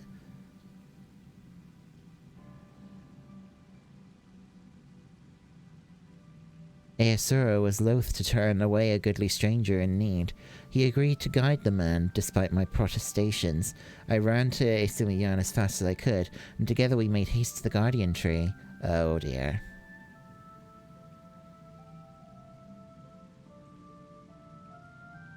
We found the man motionless on the ground, having succumbed to the Great One's rage.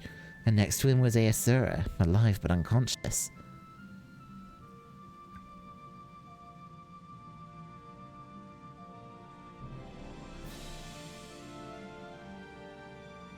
In time he recovered and related the whole story. In truth, the man had been an adventurer, a seeker of wealth and glory, and as he had knelt to make his false supplications, he lunged forward to tear a branch from the guardian tree.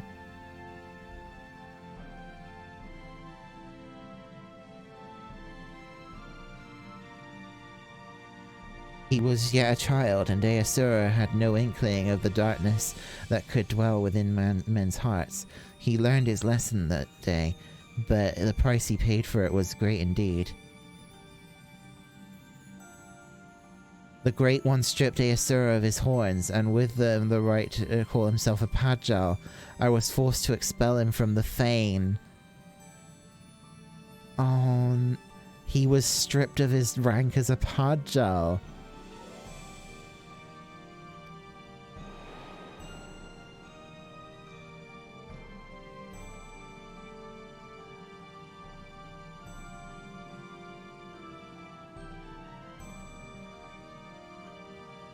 I never saw him again, nor heard a word of what had become of him, though not for lack of trying.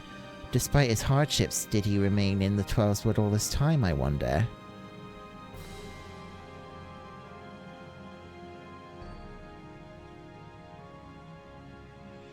He dreamed of naught else but becoming Seedseer, of a life in service to the people in the forest. He knew the weight of the responsibility and was eager to bear it.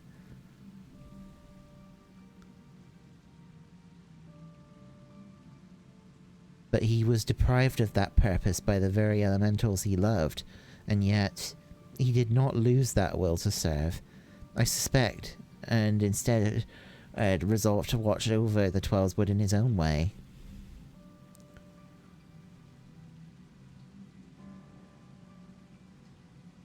I shudder to think what could have hastened his transformation into Gleipnir, as if his life wasn't not harsh enough.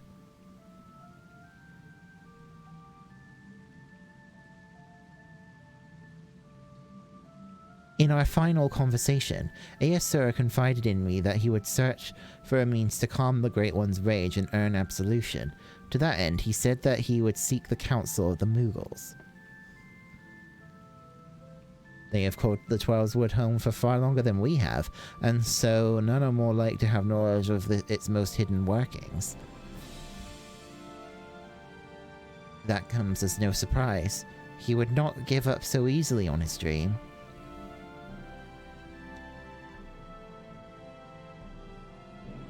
Even if the Mughals know naught of Aesura, they may be able to help us in other ways. Will you travel to the Bramble Patch in my stead, Emil? I have faith that they will accept you with their characteristic aplomb.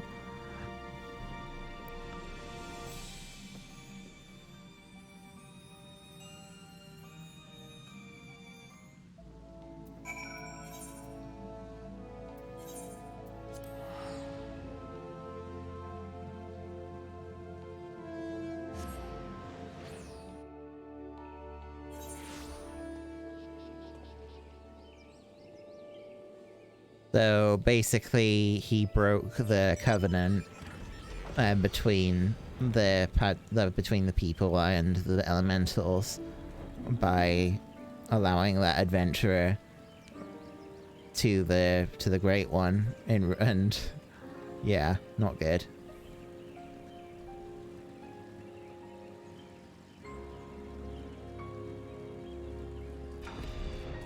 Oh no, Whisker Wall Coop-de-Coop.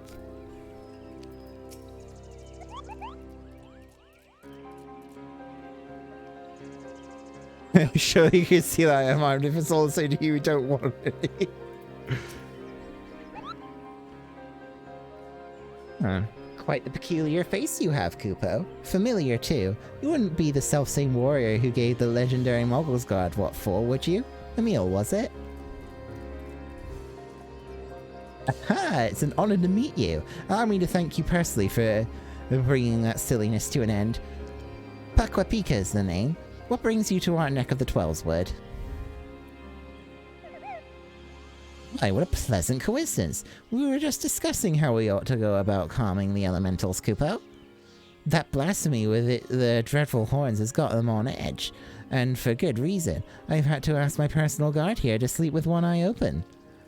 In case you haven't noticed, the beast's corruption has been spreading all throughout the woods. Needless to say, we've all got to stand up and put the Twelveswood to rights. Ryo suggested that the Moogles contribute by scouring the forest for even the smallest signs of taint. Got to cleanse it before it gets out of hand, you know? Difficult and time-consuming work, but if it's in service to the forest, well, we'll do it gladly, Kupo.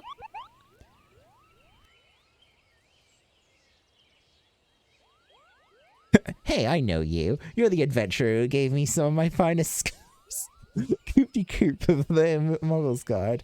No hard feelings about the whole Hail to the King Kupo bit, I hope. Not going to call for a rematch either, in case you're worried about that. Ryo and the others cured us of our tempering, and afterwards sat us down for a stern lecture. No call upon King Moggle the 12th for us. May he ever remain unsummoned in his royal grace and splendor. Indeed, and what better way to make up for past indiscretions than to serve the realm? Even now our kin scour every elm of the Twelveswood, and we would be remiss not to do our part. We would be overjoyed to have a hero such as you helping as well, if you're willing. Something tells me you have a sharp eye for the taint we seek to cleanse. Can we count on you, Kupo? Your reputation for magnanimity is well deserved. Let us begin by moving to higher ground, that we may survey the area and locate any particularly nasty spots of blight.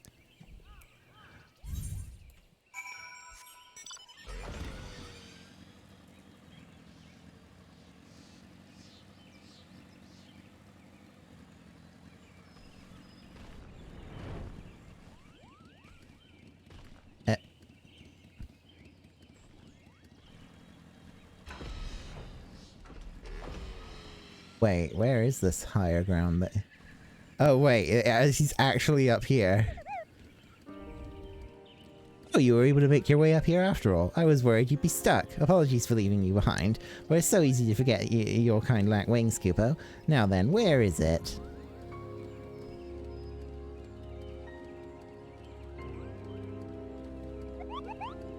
There, to the south. Let us cleanse that festering taint at once.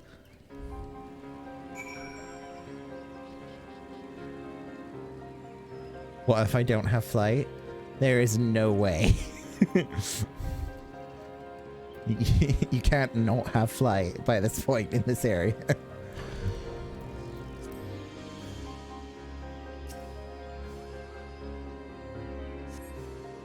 What is this? The White Mage questline?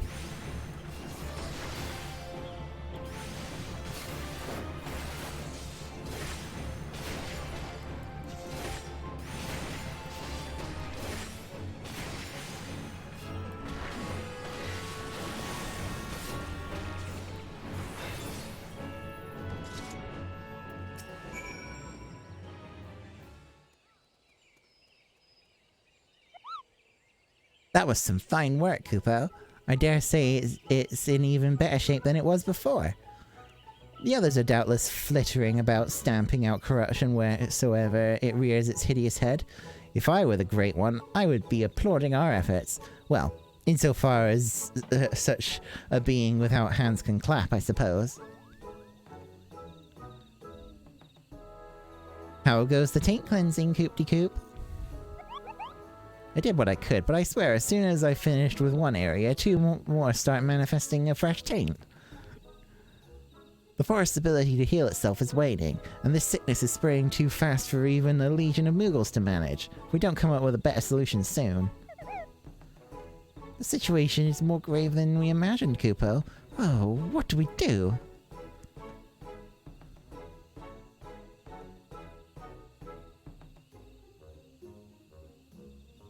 We should maintain our efforts to purify the forest regardless, but since there are only so many of us, we must also help the forest to remember how to help itself. A brilliant idea, I think. How do we go about doing that? Well, I was just getting to that part,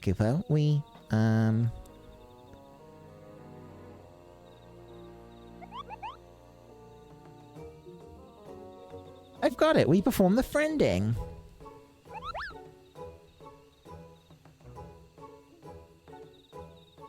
The friending?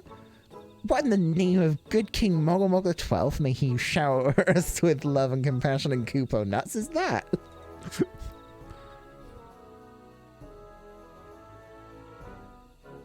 Truth be told, I couldn't remember the ancient rite's name, so I just made something up on the spot, Kupo. But let's forget about that for now and move on to the stuff I do remember. It's an old ceremony, first performed when the nation of Gridania was but a spark of an idea of a random thought in its founders' heads. They knew that if they were to establish a home within the Twelveswood, they would first have to entreat the elementals for permission. So a mage in their company found and cleansed a few sources of foul ether, planted saplings in their place, and consecrated the soil with a prayer to show the forest the purity of their intentions. The elementals also taken right with his display that not only did they permit his people to settle within the forest, they also bestowed upon him their blessing as proof of their new covenant, Kupo. Ah, I remember now. The Gridanians still honor the agreement to this day. For every tree that is cut down, a sapling is planted. So if we follow history's example, we can soothe the forest's pain and also nourish it with new life. That's right, Kupo. Oh, but I wasn't finished with the story. Remember the mage who planted those sacred saplings? He was none other than Joran, sire of Olhakpota, the very first Pajal. From that day forward, the elementals would bless a select few heroes with horns, favoring them with their fellowship. The Pajal were exalted by all the people of the Twelveswood. Even we Moogles look upon them with awe, and that's how it all began. Something wrong, Kupo? You have a strange look on your face. Welcome home, Barrick.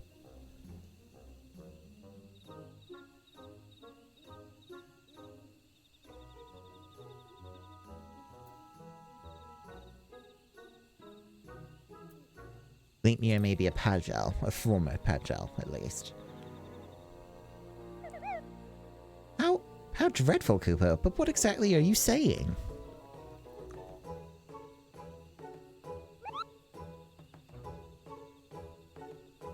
So the man you think may have become Gleipnir was a Pajal stripped of his blessing, and the blasphemy kills with a poison that manifests symptoms that resemble those of the creeping death. I feel sorry for this Aesura. To love the elementals only to be shunned by them, to be surrounded by the beauty of the Twelveswood and know that he was forever an outsider, all for a child's mistake.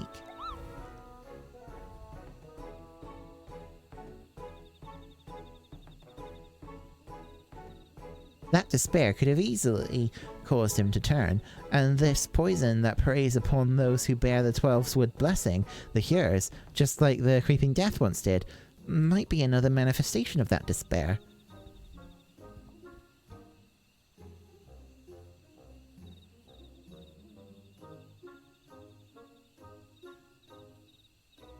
Excuse me.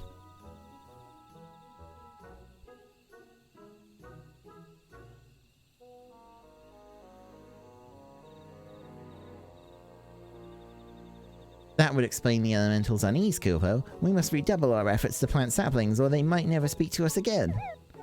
Indeed, well, first things first, we must gather as many saplings as we can. Emil, wait for us at the Adder's Nest, and make ready for a long and back-breaking day.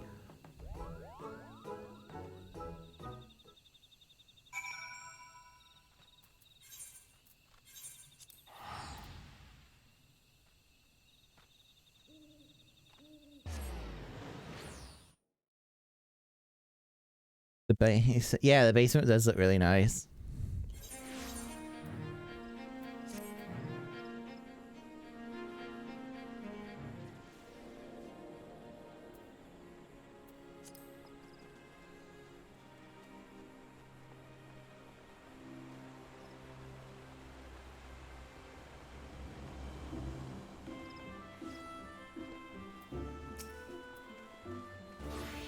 Welcome back, Emil. Did the Moogles have any insight into our problems?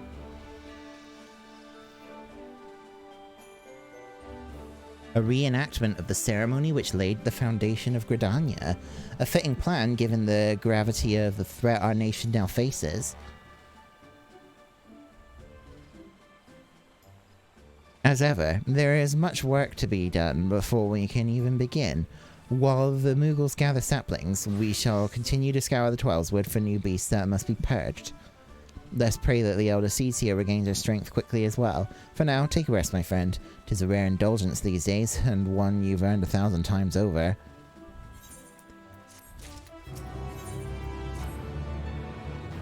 Brynhildr has not been seen since our last encounter. This brief respite may be our best chance to quell the Great One's terror.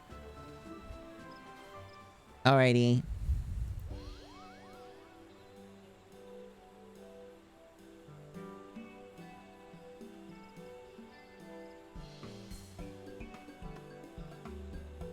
Make way for the saplings, Kupo! We've had plenty of practice cultivating our gardens, so selecting the most robust ones was a simple matter. That was the hardest work, so you can help us with the easy part. If you see a spot of corruption, cleanse the taint and plant a sapling in its place, Kupo. Do it enough times and the Great One is sure to understand that we're doing all we can to heal the forest, which ought to brighten its mood. We'll see to the East Shroud, and you should have no trouble taking care of the rest, Kupo. Your efforts are much appreciated. We will begin without further delay. I trust you will not object to my company. I dare say healing the forest is one task for which I am more qualified than most. Elder Seetsia, are you well enough to leave the city?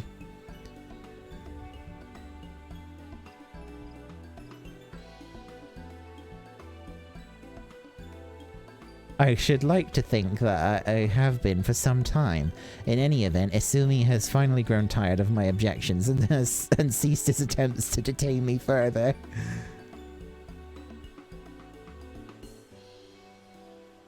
Allow me to be the one to consecrate these saplings. 'Twould be an honor to offer words of thanks to the forest for its bounty. Please do, Kupo. A prayer from the Elder Seetsia herself will surely hasten their growth from tiny sapling to towering tree.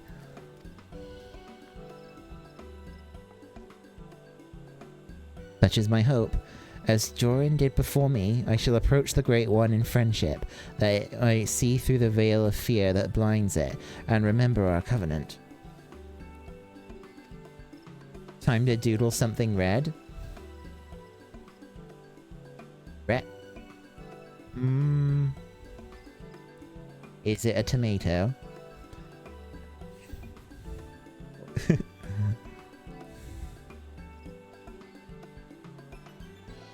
Let us begin by cleansing all traces of corruption in the central shroud. Maybe. To green tier, I sense that the flow of ether has become warped there. Impressive, Kupo. Not even my keen eyes could spot corruption from such a distance. Maybe. It is but one of many talents I owe to the elementals. Well then, shall we be on our way?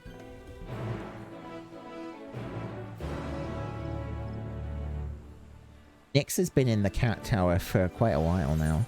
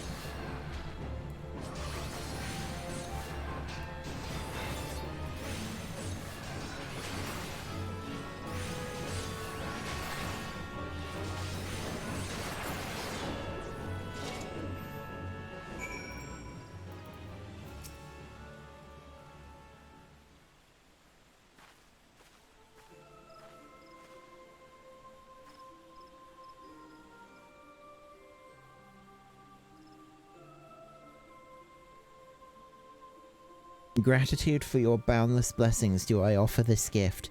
May it nourish you as you nourish us.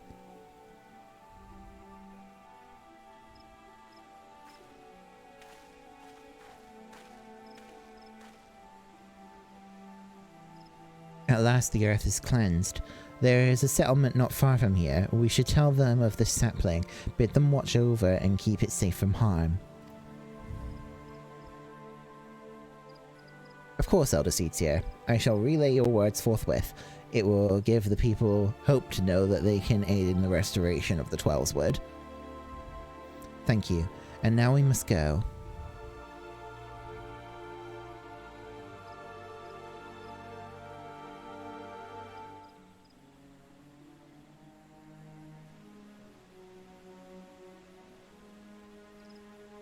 The silent arbor. There's something foul impedes the flow of ether. Let us hurry.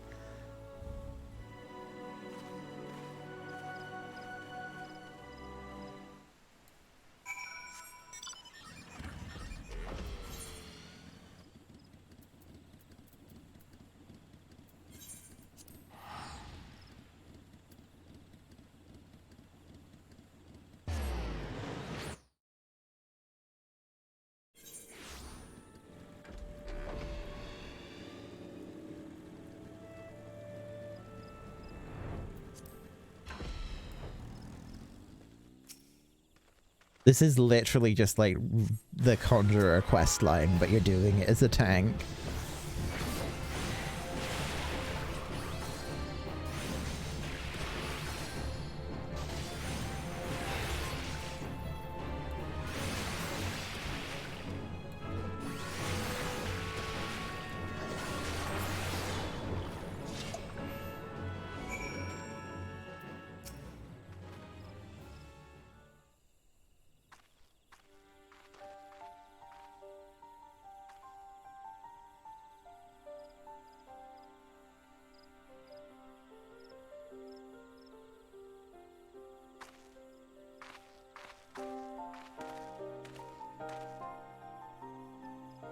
The injury has begun to heal, and our next destination lies to the north.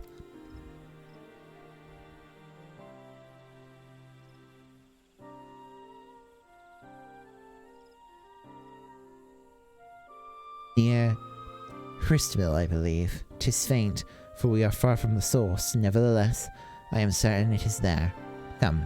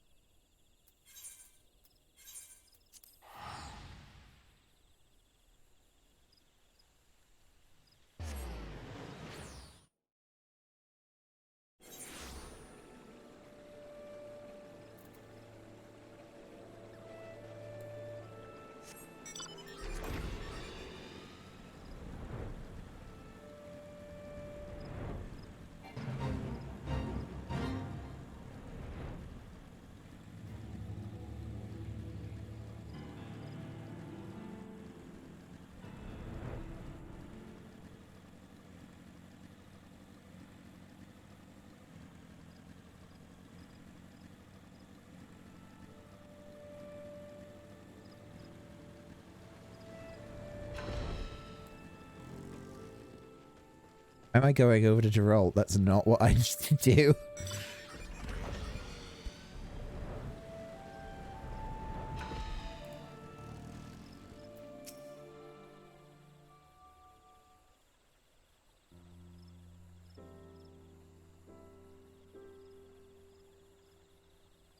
It's fortunate that the corruption here is faint. A simple prayer should suffice to cleanse this soil, after which we may plant the sapling.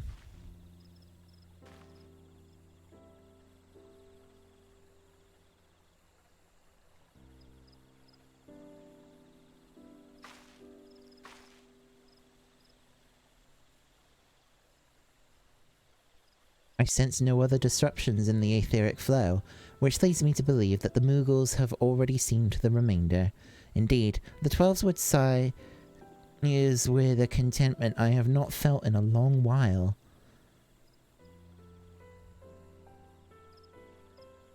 But will it serve to placate the Great One? I cannot say. Not until we visit the Guardian Tree.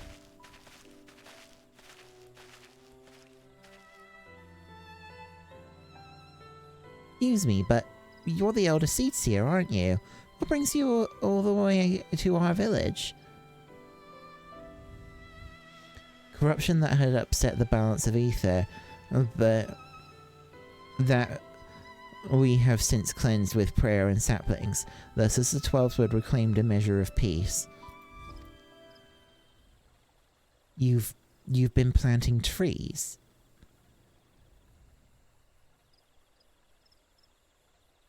We have. The elementals have suffered much of late, and with these offerings we endeavour to raise their spirits.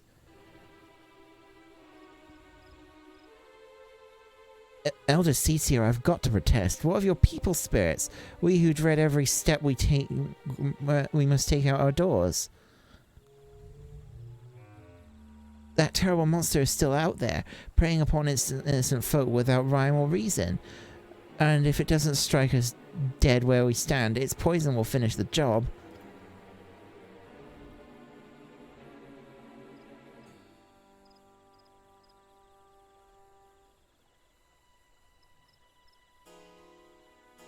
I know that you are afraid, that you and yours suffer still.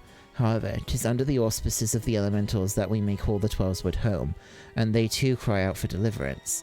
Even the Great One quakes with fear for their blasphemy's continued existence. To ignore their plight is to invite greater tragedy for us all. Rest assured, however, that I have not forgotten the needs of the people.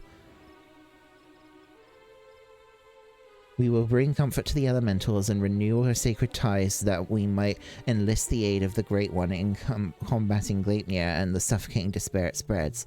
And so I pray you continue to put your faith in our guardians, and in me.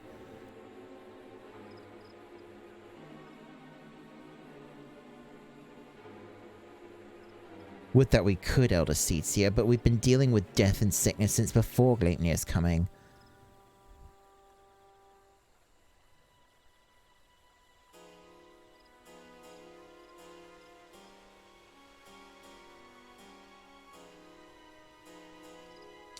They say the creeping death's nothing to fear these days, but we know better. One of ours caught it not long ago. We gave her the cure, had plenty on hand. And for a while we thought it would be alright, but by the time we realised it hadn't done a damn thing, it was too late to call for a conjurer. Sleepy Tegu?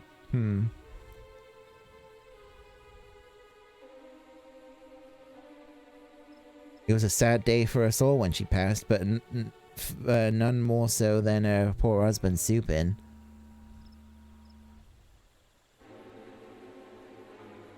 He was beside himself with grief, and who could blame him? And then came Gleipnir to compound our woes. Supin? It cannot be. Do you speak of Easura Supin? Easura? No. Supin was an odd one, but no one was mistaken for a Padgel. Supin wasn't even his real name. That'd be Elendja. But his wife was fond of calling him Supin for some reason, and it caught on with the rest of us. I see, and what did Elendja look like? Well, I'd say he'd seen no more than 30 summers, kept to himself, came and went with nary a word at times, though after he met with his beloved, he became more of a fixture, friendly even.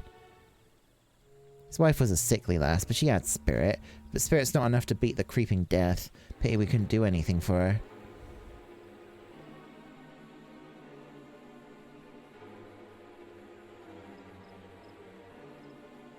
He had finally made a new life for himself here.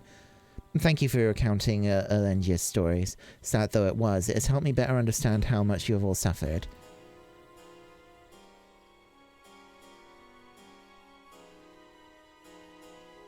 I promise that you will have cause to celebrate soon. Until then, I implore you again to place your faith in the elementals, and in me. Together we shall overcome this crisis.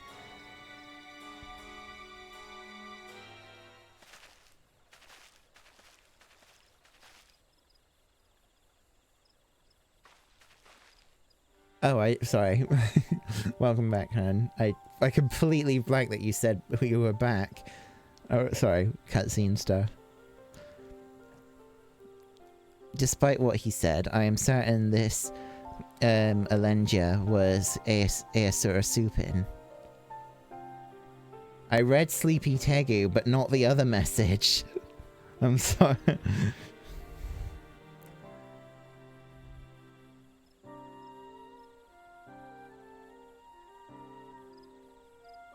Yeah, I was like in cutscene, so I forgot to say welcome back.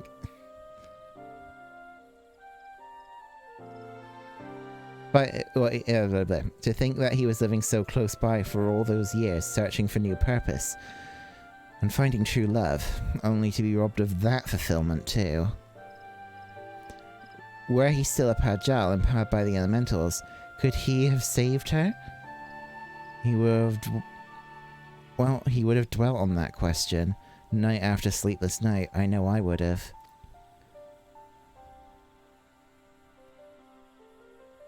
Mayhap in the end he came to blame the elementals for his helplessness, for her death, and in despair was consumed.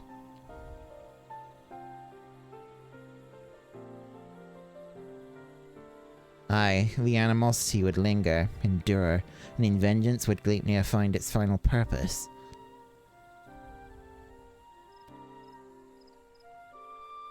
We have done all we can to show the Great One the purity of our intent.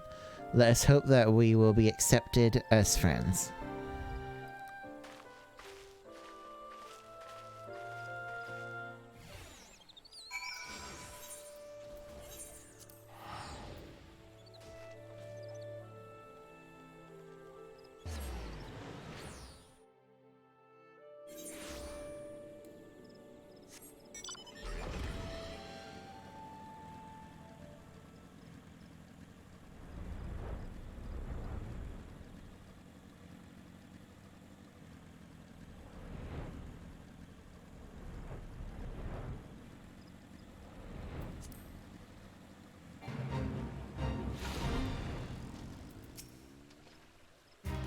Supplications cannot have escaped the Great One's notice. May it be enough to receive an audience.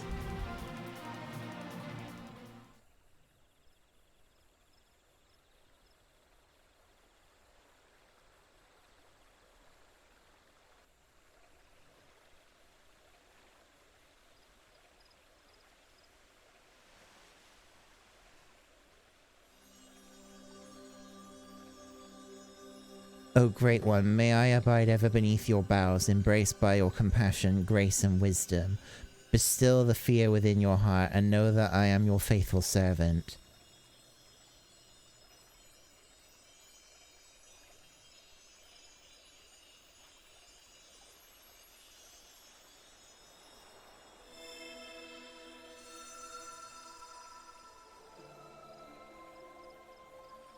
Oh.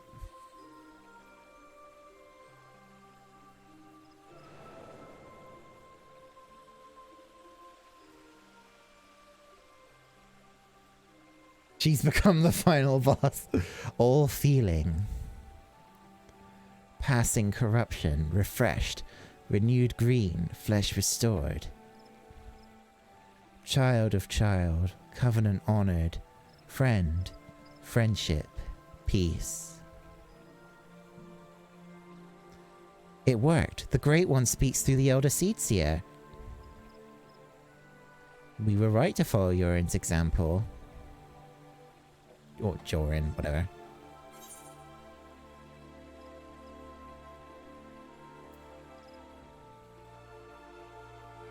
The corruption is but one aspect of a greater threat.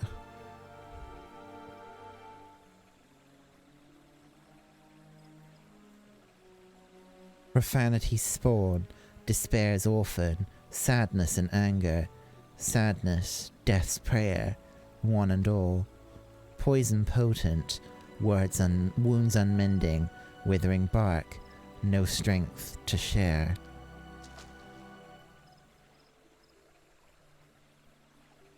After all we have done, you deny us? After all the Elder Seedseer has endured?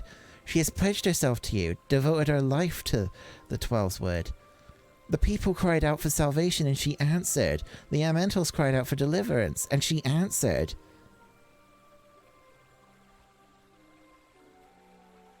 Only you can help us now. If you do not, then we are lost. She is lost. Please, I beg you.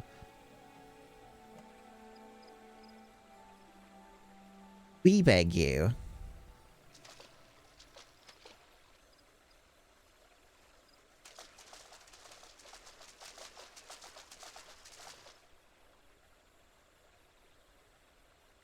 What are you doing here?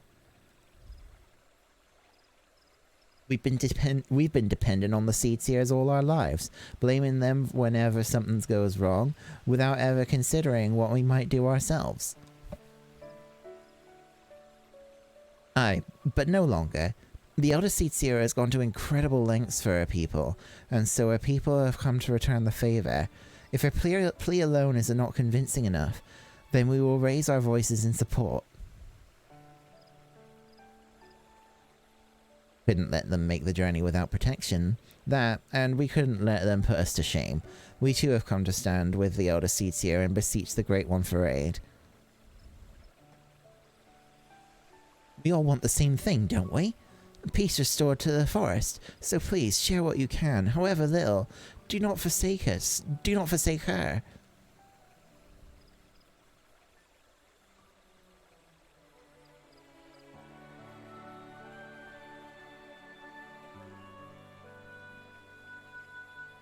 Kane, Covenant's child, walks with man, with elemental, keeper of ancient faith, unbroken.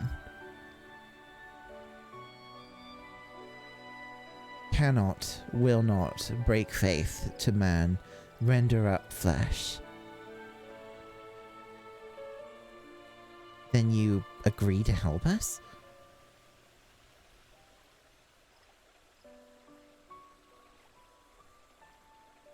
Flesh, branches, take and join, to oldest elders, renew bond, as one stir.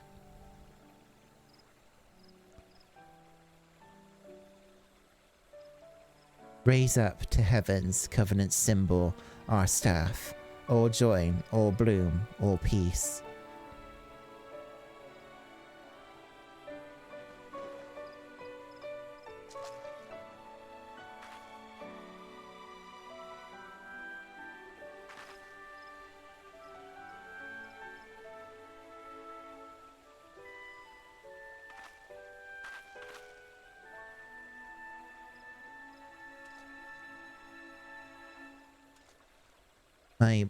My duty weighed heavy on my heart, so heavy that at times I scarce remembered to breathe. For days and nights I worried that I would be found wanting.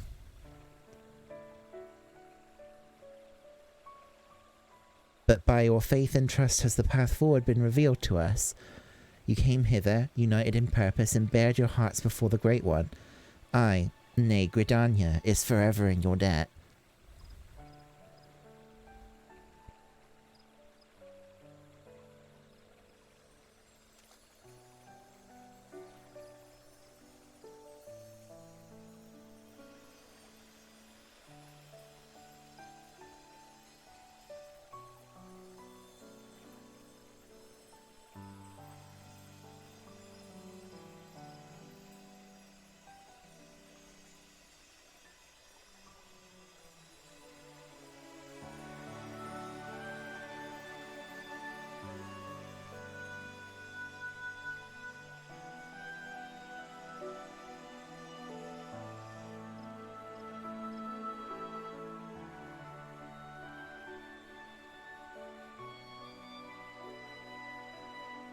May I rely on you all once more?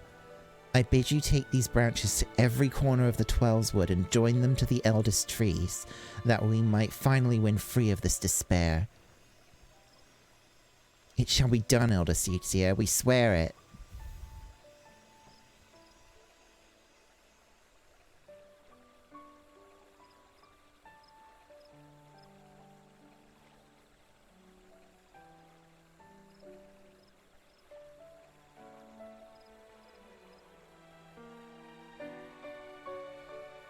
Once the trees have been bound together in spirit, I shall carry out the Great One's final instruction and cast its cleansing power across the Twelveswood.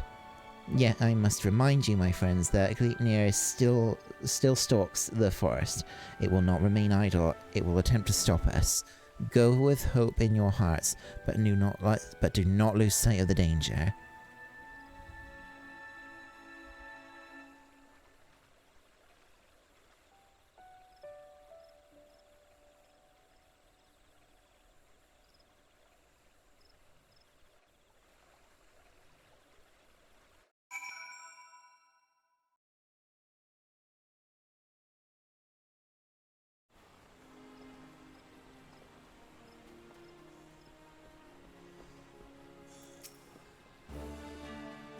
I admit, for a moment I thought it wouldn't work, but the Elder Seedseer moved not only the hearts of the people, but that of the forest itself. Her final task appears to be a bit more complicated than the Great One made it sound, so she must scour the ancient text before the time comes, and consult with the Seedseer Council to make sure all goes according to plan.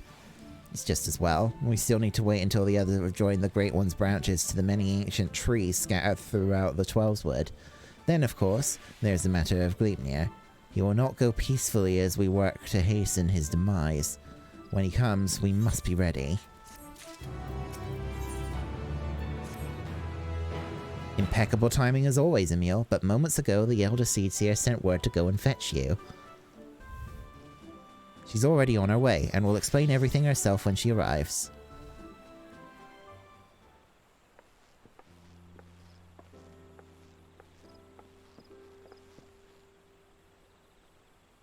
The children of the Twelveswood, both Moogle and man alike, have sallied forth, branches in hand, to the far reaches of the forest. Soon their task shall be completed. Though the shadow of death yet looms large, they do not allow despair into their hearts. They hold fast to their faith in a brighter future. We shall see their hope rewarded, and by the grace of the elementals consign these grim days to memory. We need only succeed in summoning the ermine hedge. You may recall that the Great One's words were muddled and esoteric. I believe it was an instruction to carry out this esoteric ceremony in order to expunge the corruption befouling the forest, that the once tainted earth may begin to mend. For you see, when the ermine hedge last was formed, it was to protect the Twelveswood from threats without. The Great One acted as a guardian, embracing the woods to shield them, as a father would shield his child. On this occasion, however, we will call upon it to nourish and revitalize, as a mother nurses her child to make them strong against sickness. In channeling the power of the elementals this way, we can stem the spread of Gleipnir's poison, and the scars of its passing will finally heal. At least, that was what the Great One intended to say, I believe. The Seedseer Council agrees with my interpretation, and has permitted me to perform the ceremony. I have in my possession a single branch, the final one to be attached to the eldest tree of the Twelveswood. For all that you have done to aid us thus far, I ask you accept this honour. Who better to set the final stone in this new foundation for everlasting peace? You who have sacrificed so much for the sake of others. If we had even a sliver of your courage, we could move mountains.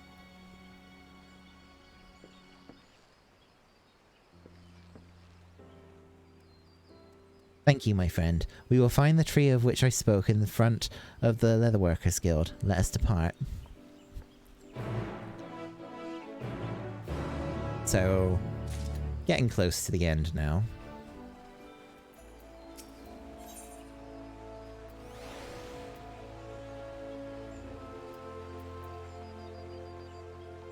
I might as well just walk through here. It's literally right by the entrance.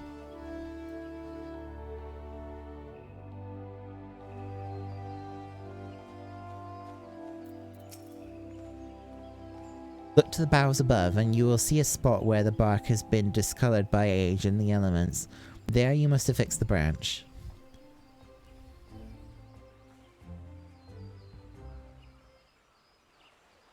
You ascend the ancient trunk and affix the branch to the guardian tree and to the weather bark directed by the Elder Seedseer. Yeah, there we go.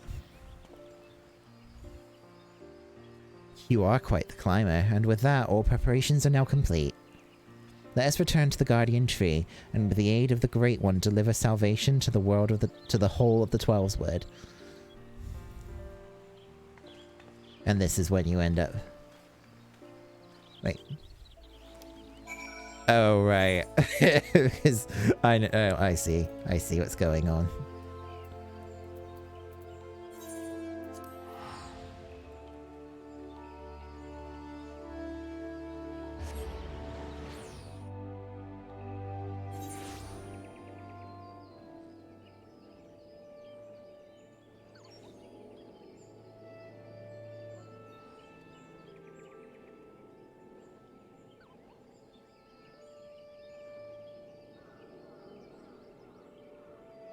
Oh, someone did fan art of Gian. I just saw it on your timeline.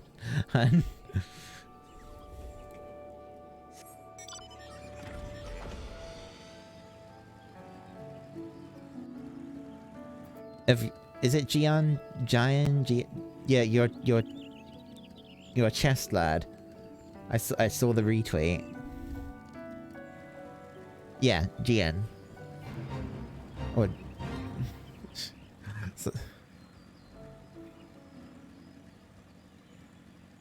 Lily has just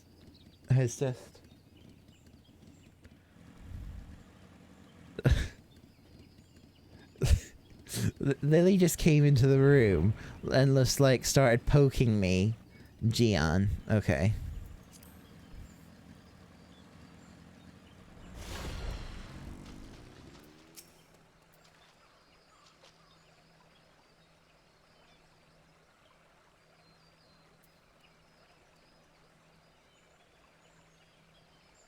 What do you want? If it is truly Aesura's lingering resentment for the elementals that drives the blasphemy, then it will surely come. For the sake of the man he was, I must try to appeal to his reason, but should I fail, then we will have no recourse but to fight. Regardless, this day we shall bid farewell to Gleipnir. Just wanted to say hello, definitely nothing occurring as we speak. Oh dear.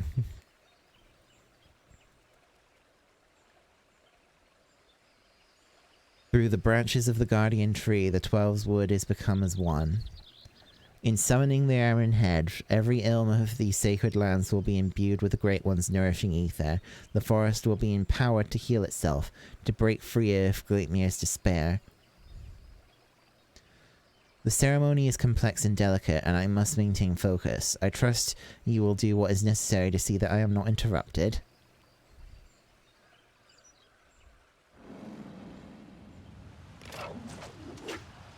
Gleipnir comes. Defend the Elder Seedseer.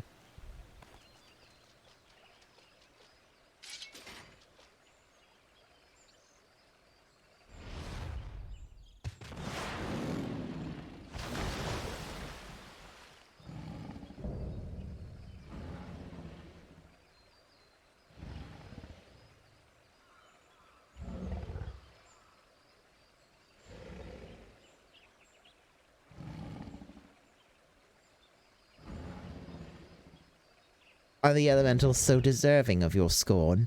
Do you hate me too for my horns? I knew a boy once, a boy who called them gifts, symbols of the blessings he resolved to share with the world. Yet the beast before me now brings naught but misery and death, marks its victims with chains to bind and condemn, to share in its suffering. I was not there for you then, but I am here for you now, to unmake what you have become. I shall begin the ceremony. Stand fast and remember what we fight for. And don't get hit.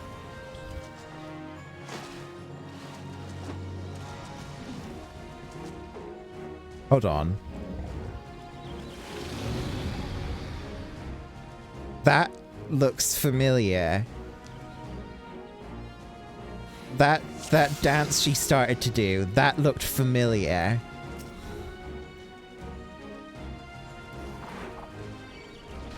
Is that what I think it is?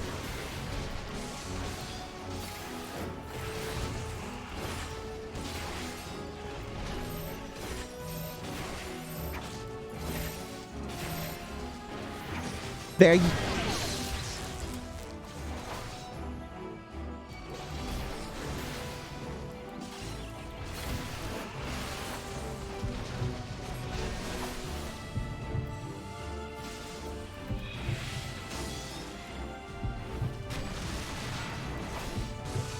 Uh-oh.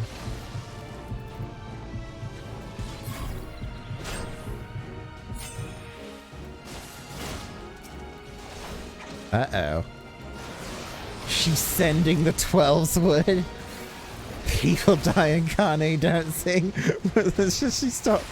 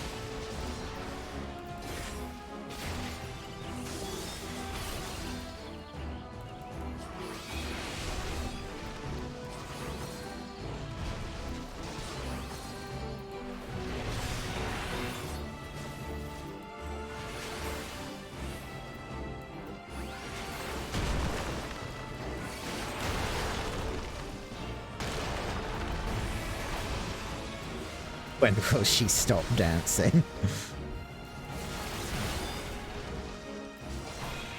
So that animation is 100% Yuna's like dance, right? I'm not imagining this.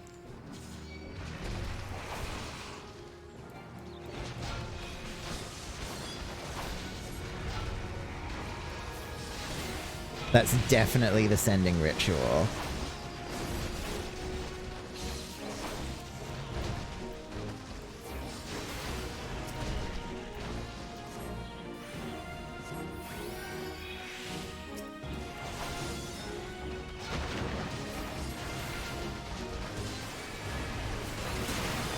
That's definitely, that's so good.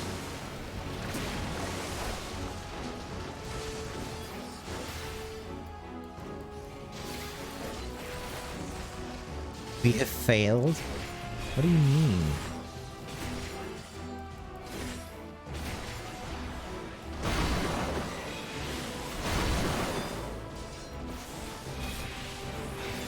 Oops, I didn't mean to start that part of the rotation right away.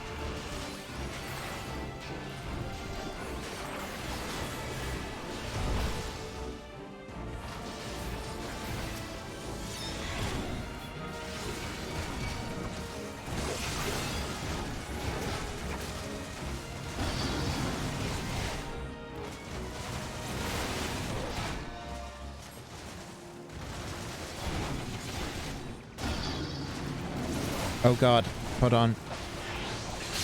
I think I fucked up. I think I fucked up.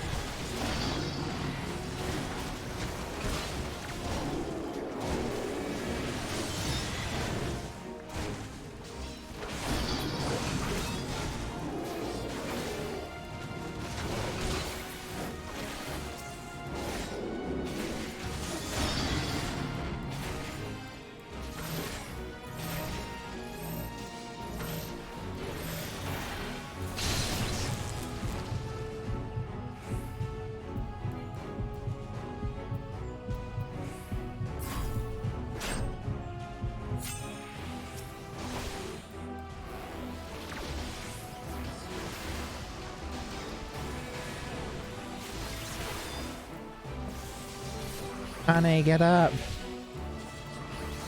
Yeah,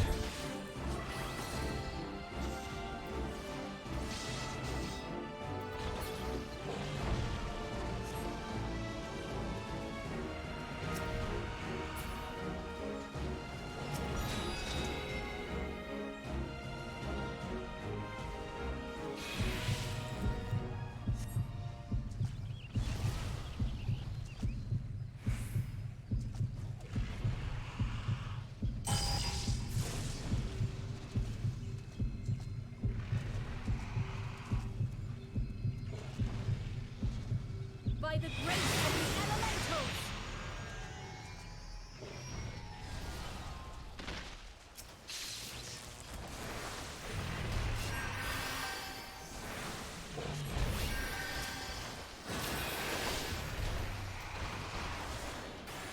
By the light of the crystal! Yay!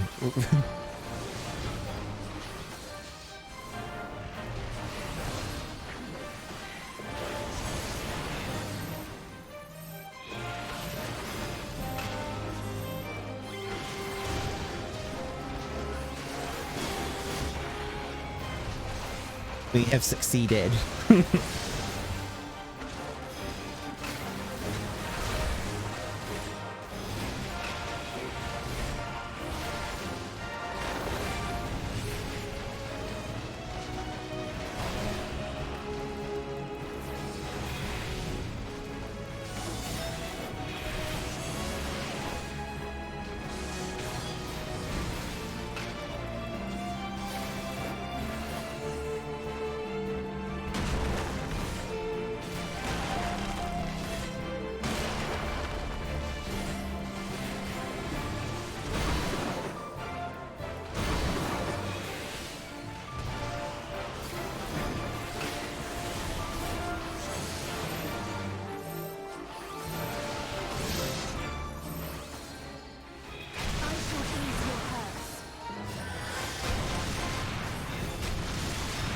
Oh, sure, he's fucking spamming it.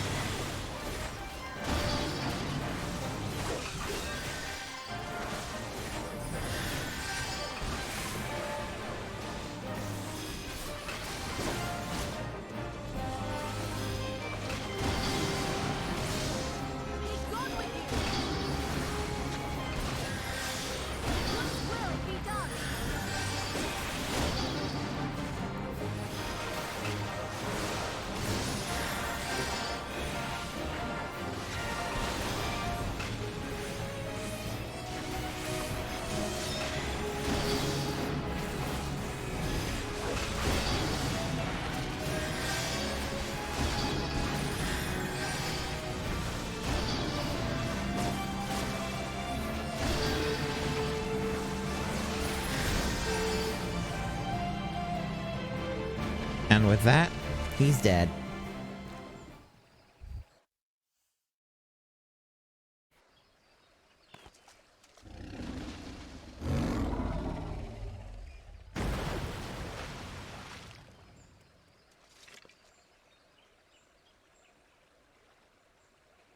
You sacred soil and azure skies, may your compassion flow and swell to banish the darkness.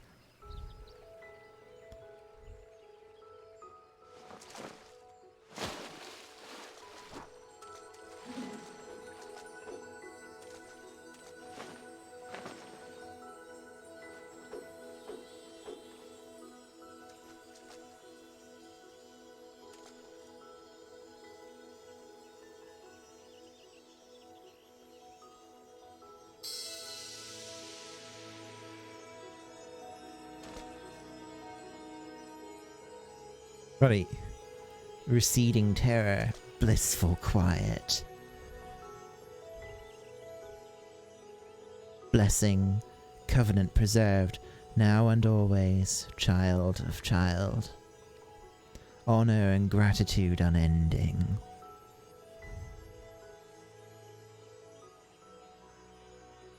For we as well, honor and gratitude unending. We could not have overcome the blasphemy without your aid. In your everlasting grace, I pray you continue to guide we children of the forest. In your boundless mercy, I pray you forgive the lost and forsaken who succumbed to despair.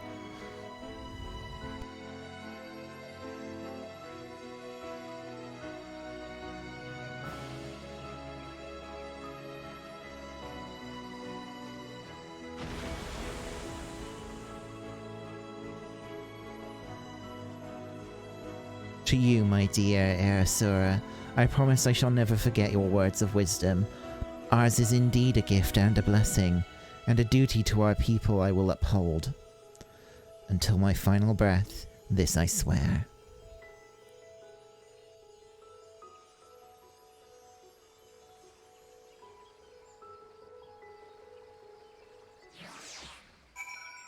What is the name of the song that was playing just then? Does anyone know? Is that Flow? Or is it something, or is Flow something else? You don't know? Thank you, Emil. The great cleansing could not have succeeded without you.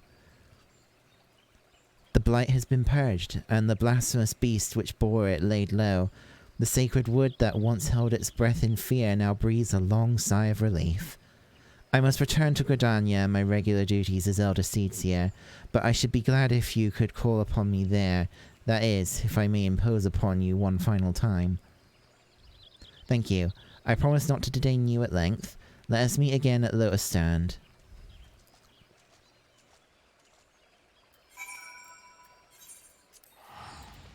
Hold on, I want to look it up.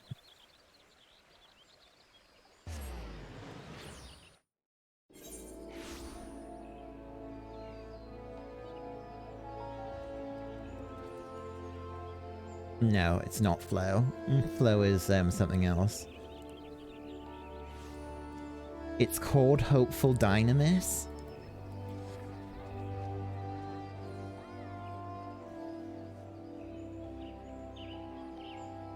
Oh, it is.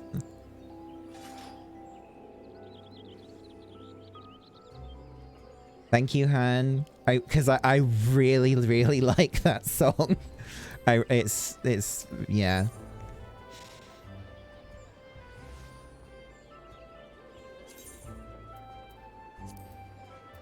Something about that melody kind of feels very it almost kind of makes me feel kind of Undertale-ish, like, yeah.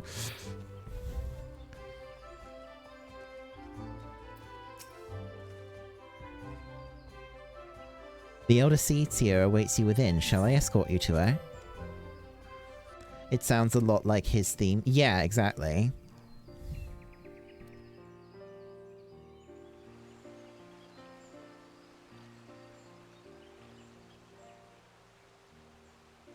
The Great One's aether flows all throughout the Twelveswood, purging the last vestiges of Gleipnir's poison.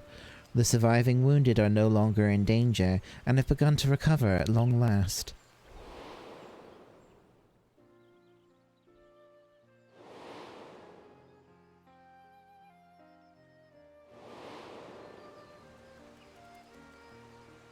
We have much cause to rejoice, in no small part because of you, my friend. On behalf of Gridania and myself, allow me to thank you yet again for your tireless efforts in bringing Gleipnir to heal. You went above and beyond the call of duty for the sake of our people and their homeland. You were inspiring to behold, and not for the first time, I must say.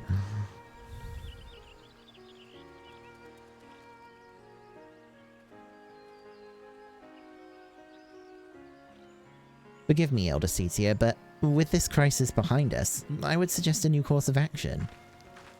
Oh, and what would that be? Rest. In all our time together, I have never seen you so hard-pressed. Surely you are weary and could benefit from a brief respite?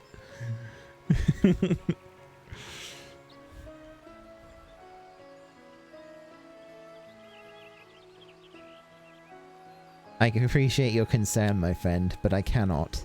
Will not. One day, perhaps, but not this day. But but Elder Seedseer. Recent events have given me cause to reflect upon my past, upon lessons that I once thought I had taken to heart. When I did not yet understand the duty with which I had been entrusted, when these horns of mine were but chains binding me to a destiny I did not choose. 'Twas Aesura who taught me to appreciate the gift I had been given. Had he not been there to help me keep to the proper path, where would my errant feet have taken me instead? He was perhaps the first, but he would not be the last. My brother and sister, and countless other kind souls, through their words and their support, have also helped me continue to find a way forward, even when I thought there was none. 'Tis by opening our hearts to one another that we, in turn, open new paths, that we can conceive of greater opportunities and brighter futures. All who live within Gridania are deserving of these gifts, and so I must always be there for them, that together we may journey in safety through darkest night.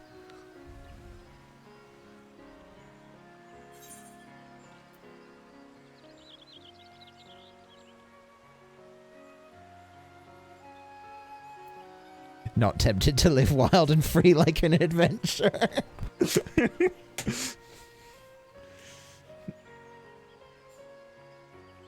It's not without its appeal. I recall fondly the few occasions I have travelled beyond.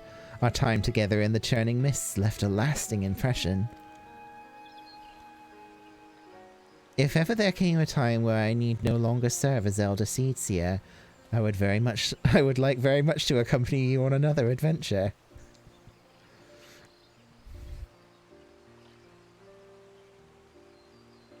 Regardless of what the future has in store, my present course is clear. So long as we Pajal serve as the bridge between man and elemental, Gridania can weather any storm. And so I will continue to walk hand in hand with my people and my patrons, along a path that we discover together. We owe everyone an adventure. It's funny that, isn't it? Like, it's what she said there sounds very similar to Grahatia. You just found the piano sheet for that piece? You might give it a try to learn it now that your brother has brought back your keyboard. Oh, that's cute.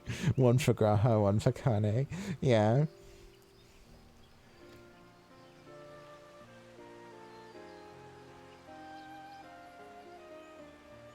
I wouldn't be surprised if when we go to Limsa, Merlwib says something similar.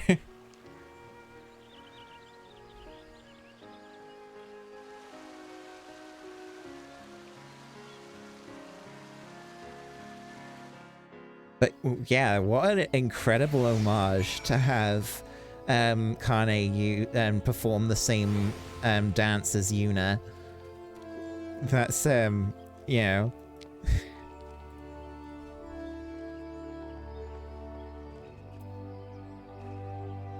That was really epic, yeah.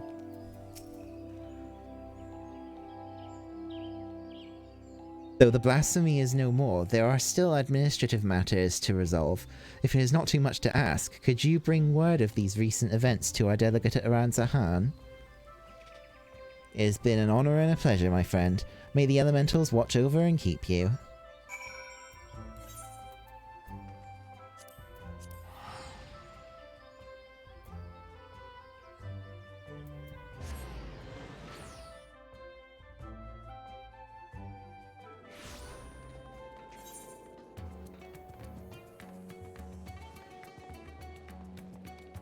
And, like, the two games are very different engines as well.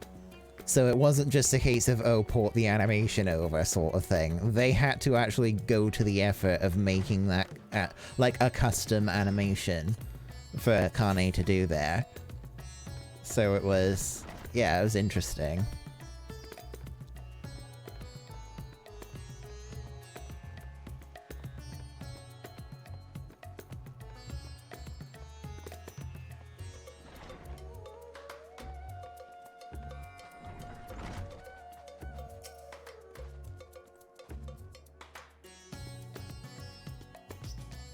Welcome back. I pray you have brought glad tidings. Leitnir is slain? You've brought joy to me on an otherwise uneventful day. Of course, I had complete faith in your success, but have begun to worry ever so slightly when you did not return as quickly as I anticipated. I shall report your success to the envoys at once. If we have further need of you, I pray you will answer our call.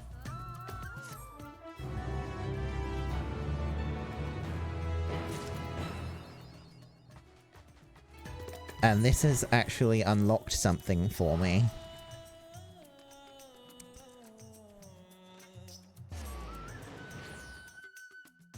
Thank you, Han.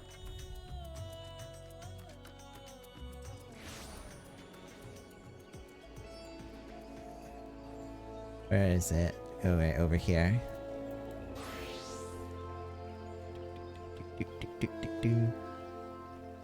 Run as fast as my legs can carry me. Boop, boop, boop, boop, doo. Do, do, do, do, do.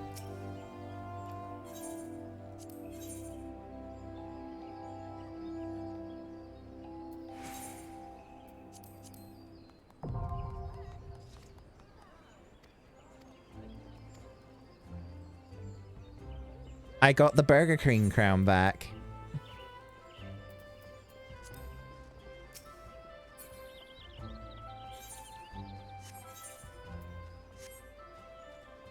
Now going to Burger King.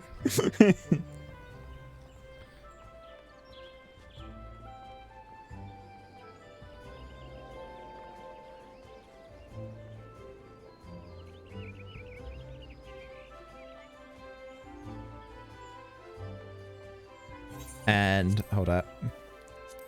I'm immediately going to turn it off because no. I'll have the trade crown. I'd rather have the trade crown than the general crown. At least then there's no expectations. Burger curb. Yeah. Hey, I see. A wise choice. Yeah, I can have the Crafter Burger King crown.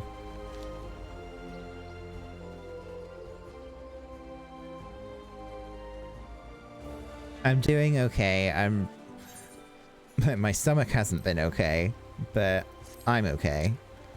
And also, we had like a POG revelation during the role quest for tanks, which was like... It's nothing majorly spoilery, it's just like an animation that a character uses is an homage, so yeah. Can you get Hopeful Dynamis? So, Hopeful Dynamis Orchestrion role. Is there an Orchestrion for this?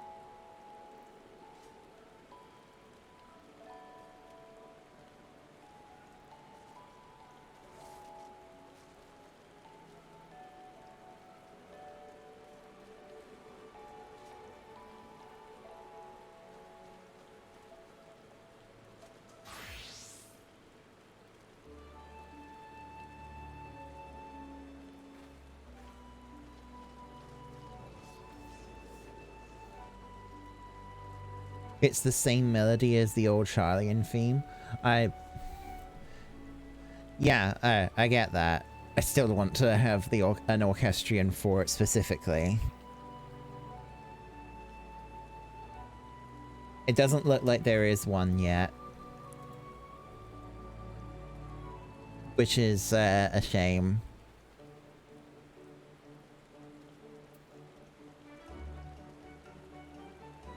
You just felt smart for noticing that. Yeah, a lot of the themes in the game are derived from other themes. Like I think Hopeful Dynamis and the Charlian themes derive themselves from Flow. And then there's, you know, all the cool redesigns people did for PZAC. Oh, yes.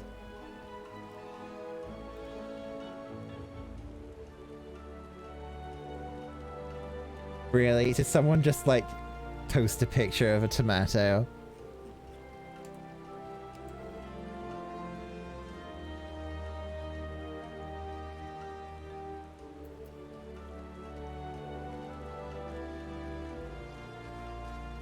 Yes, it's the feel-good ones. Hold on just a sec.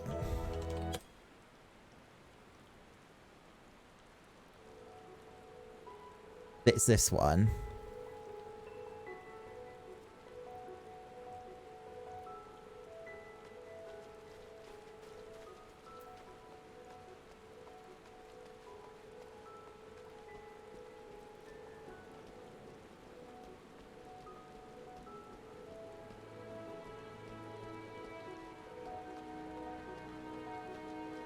Isn't this also the theme that's playing when Urianger is talking to Moonbreeder's parents?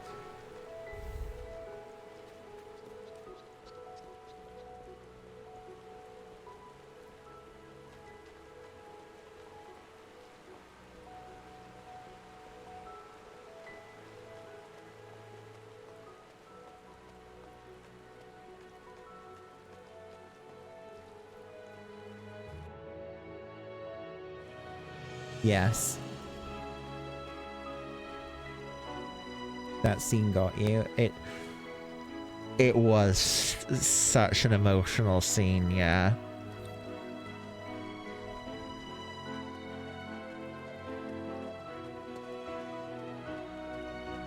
It was also the music that was playing when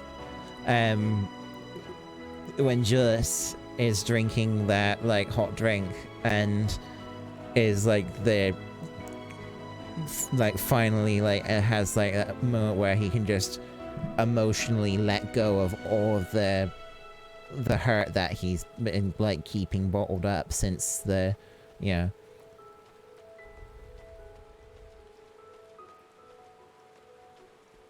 that one got you hard. Yeah,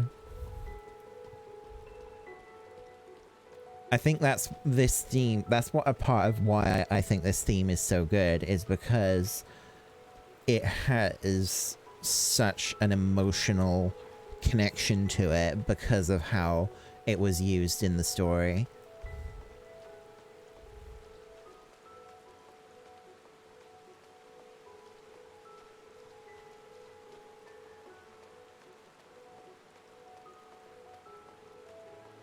You really love Julius's character. Me too. I hope that I hope he gets more screen time in the future.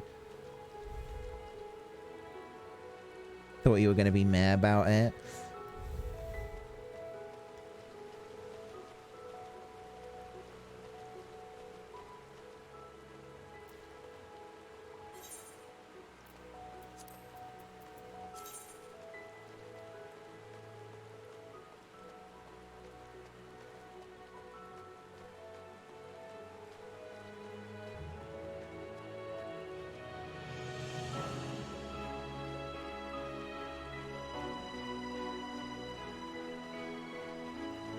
And I think, really, this is one of the things that other people have said it before, and it's a case of Final Fantasy XIV's story isn't just good for an MMO. Final Fantasy's story is up there with many other games that are purely single-player experiences. It is incredibly good. And I think that the fact that they've never relented on making it so that, unless you buy a level skip, of course, that you have to play through the game. I think that actually, some people don't like that. Like, I've spoke to someone even earlier today that absolutely is like, this isn't for me, because I don't want to be forced to go down this linear route throughout the entire game. I want to be able to go and do other things, or explore in an order that I want to do. I'm like, fair enough. But the fact that this game has that continuity that has gone on for as long as it has allowed it to build a story arc that few other games would even dare to do.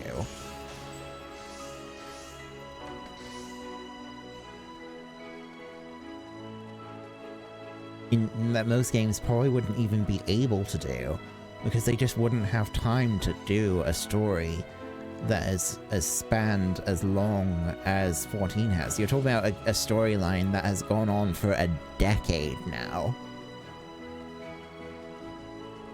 Most other MMOs normally will have their storylines self-contained, generally speaking. So, like, that's kind of like how it is with the Elder Scrolls Online.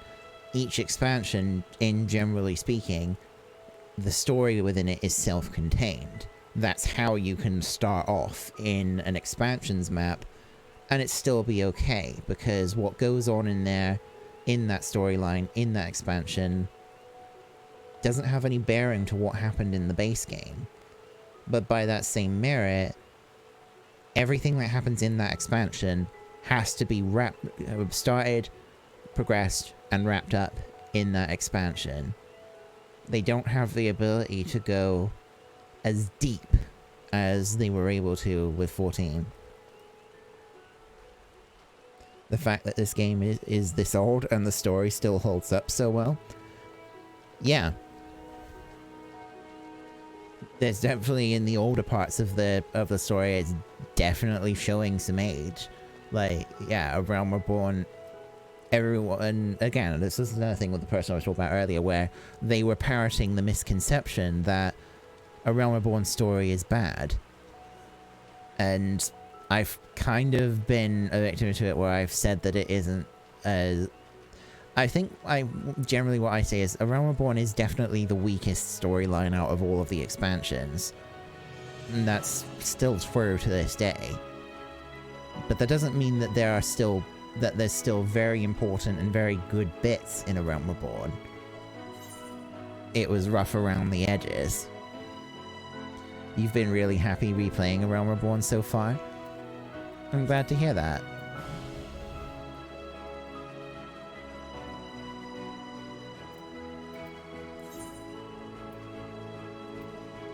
So, I'm... of course. This is a leveling roulette is currently asking for healer rather than tank. Would anyone like to join me for a roulette? I think I've got time to do that before I head off.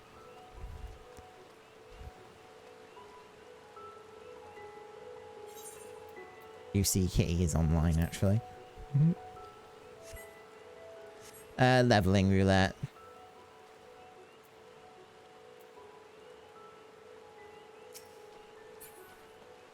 You can hop on? Yay! Still an overall positive experience. Yeah. And I think that part of why A Realm Reborn is the weakest one is because they had to use a lot of the time for exposition and like setting the stage, establishing the world, that sort of thing. By the time you get to Heavensward and stuff like that, they don't need to do that as much because it's already established. It's just a continuation.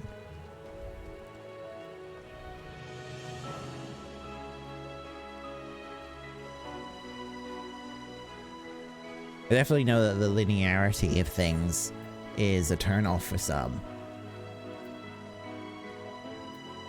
But I think that if you go into 14 and treat it more like a single-player experience, the storyline is still really good. And, you know, even though, yes, at the moment the free trial isn't a thing,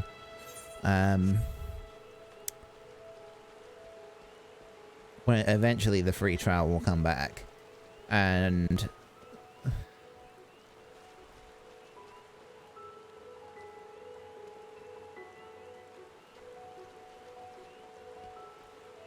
your main issue was A Realm Reborn was nothing but yourself. Do you remember how hesitant you were to play 14, and you kept saying playing MMOs weren't your thing, and how you couldn't keep up with the game on a daily basis? I think that mentality is the same for a lot of people. In fact, even Shenpai, who absolutely loves this game and will sing its praises very often on her streams now, when she first was looking at the trailers for 14, I think it was during a game show. Granted, this was before I started watching her. One of the things that she said on her stream was that she doesn't have the time or energy for MMOs. And she was like, had just finished playing another MMO called Aura Kingdom, which was not a good experience for her either. I do think that there probably is, for some people, just a mentality that, especially older MMOs, because it's very true for old MMOs, that they have a huge time commitment to them. And that is, especially like in WoW's case, one of the things that it's struggling to adjust with in the modern era, that you need to start be more respectful of players' time, and that's something that 14 does do better.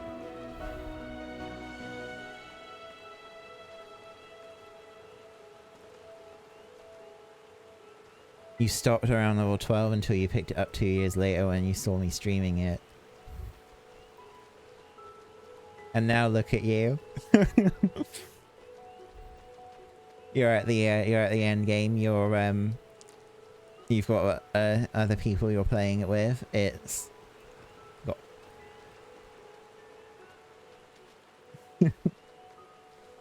Hey Kitty.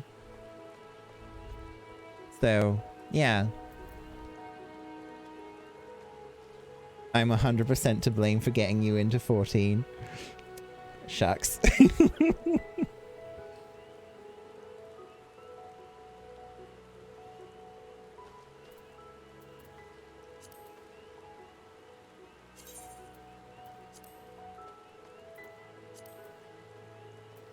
Well, I will do a ready check on us for leveling.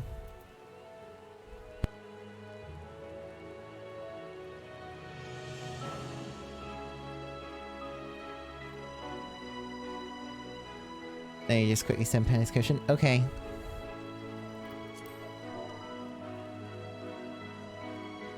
We'll be doing leveling, by the way, Kitty. You don't think you would have picked it up otherwise? Alright.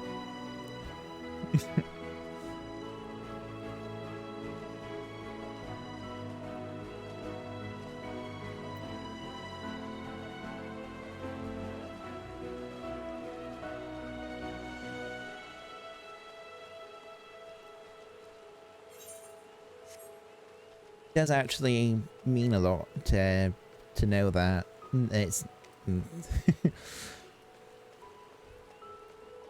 that if you know, I hope that it's been worthwhile for you. Hello. Hello. I'm gonna turn this music off because it's making me sentimental. Turn it off. Turn it off. So leveling, let me see.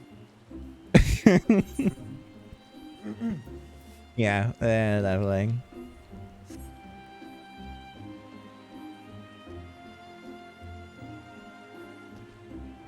Okay, if I go as monk.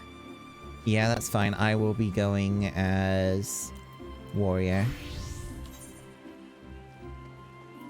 Wait a second.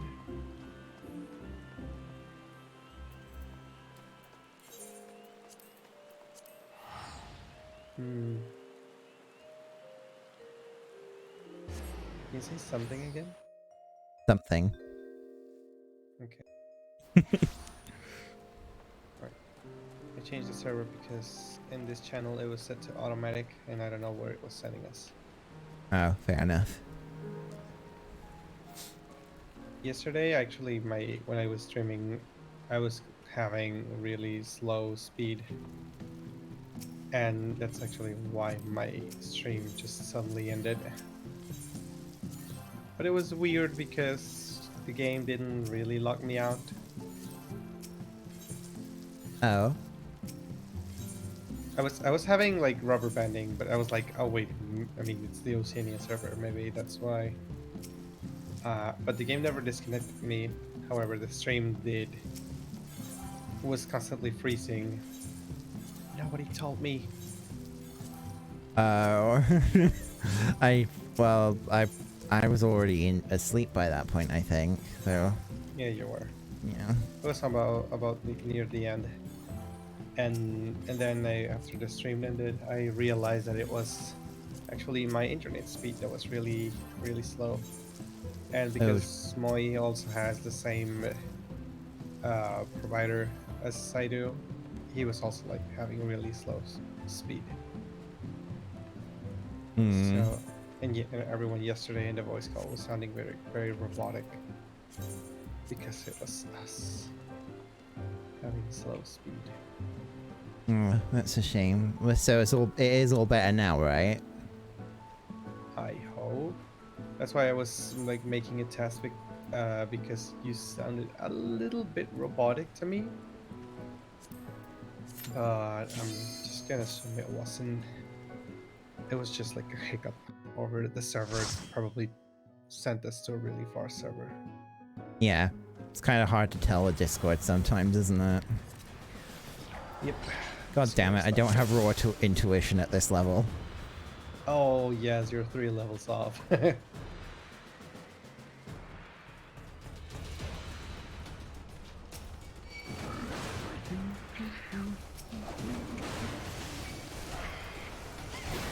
Honestly, the one thing that really bugs me about Warrior is the fact that it is the only one where its AoE combo starts with a cone that you have to target with.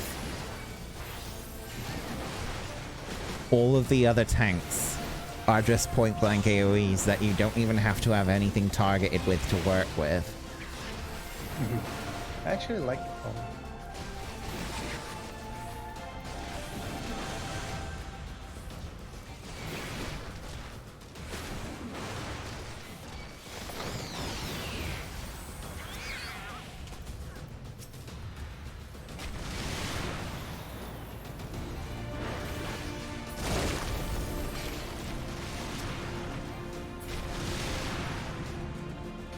Maybe with 3 stacks of poison. Does Antidote actually work on it? I actually don't know. 4 stacks. Kitty help. Kitty's just like, all you need is regen. I can actually do this.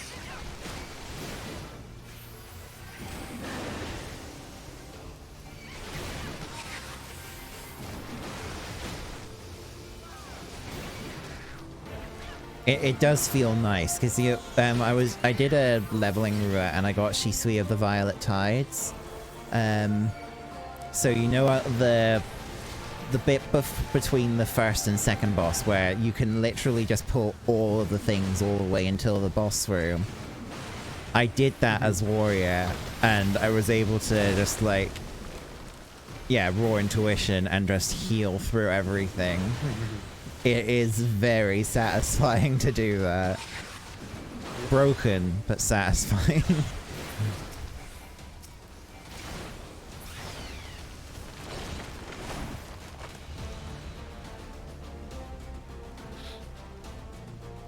Now you know why your warrior is your main. Yeah.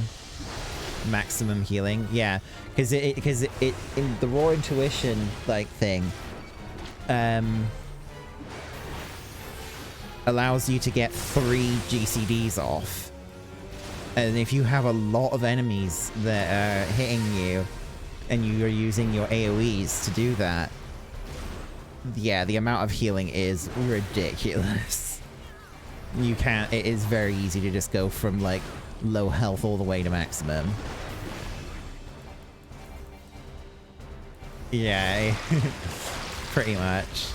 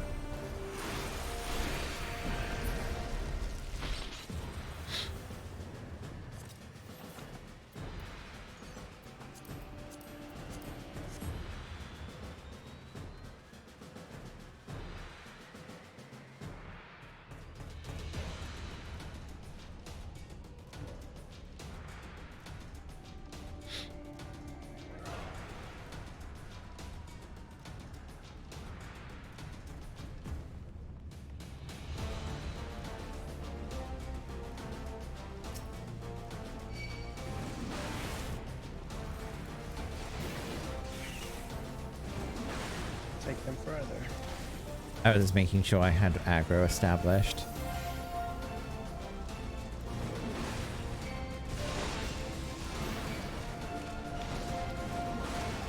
I have noticed sometimes when I've been tanking in higher end stuff that summoners seem to be very, very good at stealing aggro from you during a pull. Oh, it is. You are sounding robotic. I'm gonna just assume that Discord is the one being crashed Yeah. right now. It probably is, Yes, because you sound fine on my end. And I mean, unless I'm in the point where just my internet doesn't really like me using like Discord, because I can play the game very well. The game is not lagging at all. Time to go back to Mumble. I'm not seeing any rubber banding. Yeah.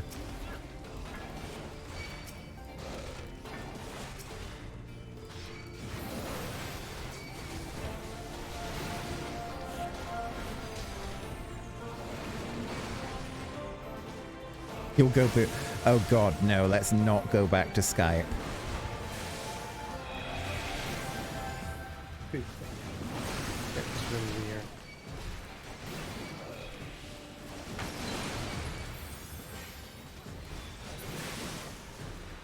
Hey, anyone want to go back to MSNS? No, that's even worse.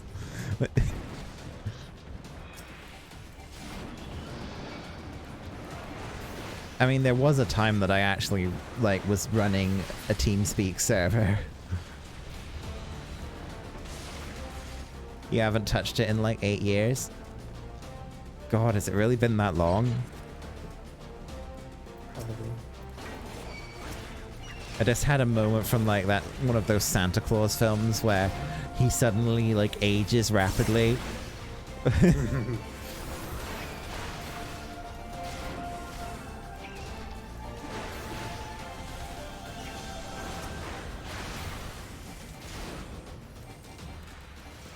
I saw someone on FA post a journal that was something along the lines of, I'm 30 years old now, I'm officially a grey muzzle, and I'm just like, shut the fuck up.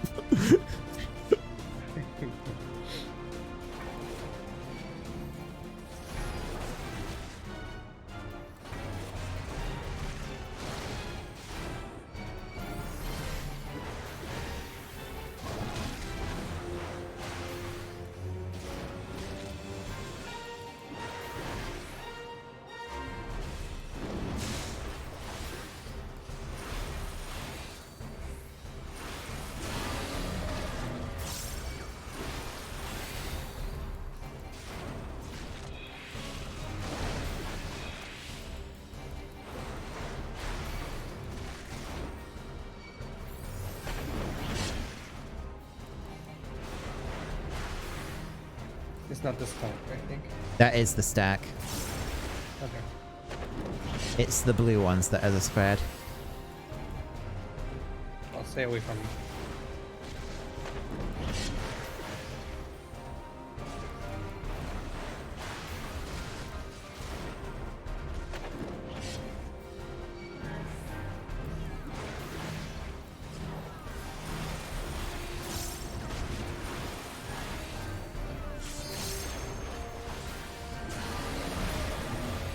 DPSing a Reaper?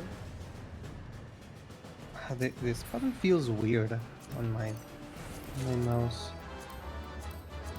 I think I need to remap. Ah, I can just I can just put them there. Speaking of mice, so the mouse that I'm using, it has like this band of like a soft touch rubber material sort of thing. Down. Oopsie. Oops. FC buffs are down. Oh shit. I'll renew them when we get out then. We're gonna get all experience. Unbreak another. Oh yep, sorry. Okay, I'll do it.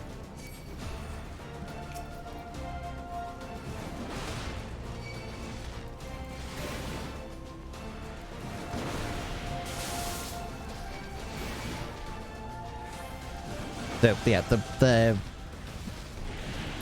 for a while, the part of like the rubber had detached itself from the mouse around where the thumb rest is on it.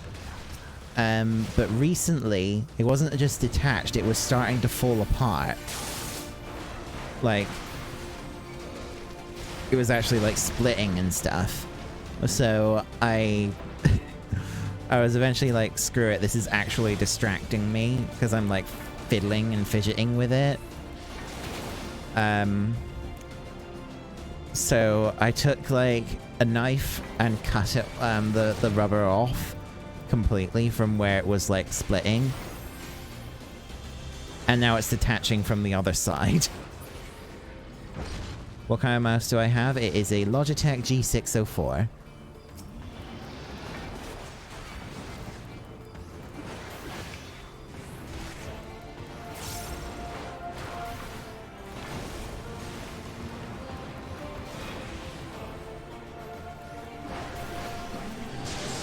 I mean, other than that, I haven't really had that many issues with it. It did do, like... At one point I was having issues with it, like, releasing the right click a lot, but it doesn't seem to be doing that anymore. At least not as prevalently. But yeah, the fact that the rubber is actually, like, deteriorated to the point where I had to actually remove it, and then there were actually like sharp bits of plastic underneath it, like it used to be attached to. So what I had to do is I actually took like a file, and actually like filed down the plastic that it used to latch to, so that I wasn't actually like hurting my thumb against it.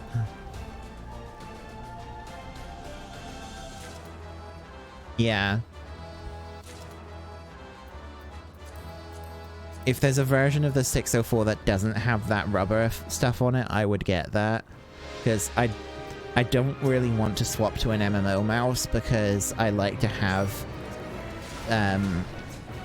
the way that the buttons are arranged on the 604, I'm much more comfortable with. Like, it would take a... it would be so annoying to try and have to relearn everything.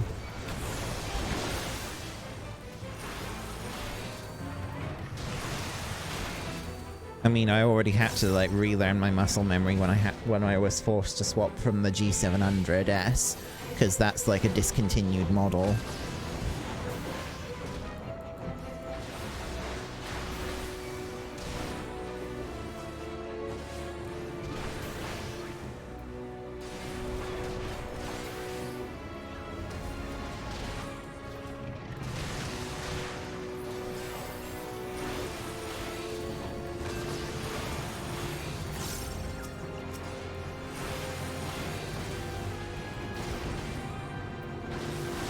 It took a good amount. Yeah, it's awkward. Eric is giggling maniacally in the chat. What have you done? When does it? Something? Is it something red?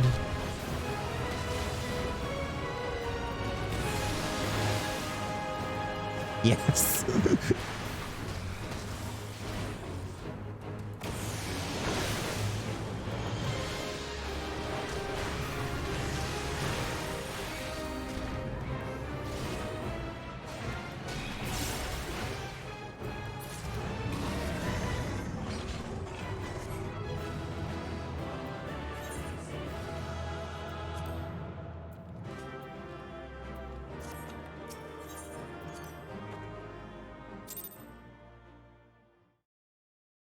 All right. I think it would be a good time for me to call it here. We're getting here called Soul Daddy. I've seen them before. So yeah, I'm just gonna sit down here. I'm going back to the OC.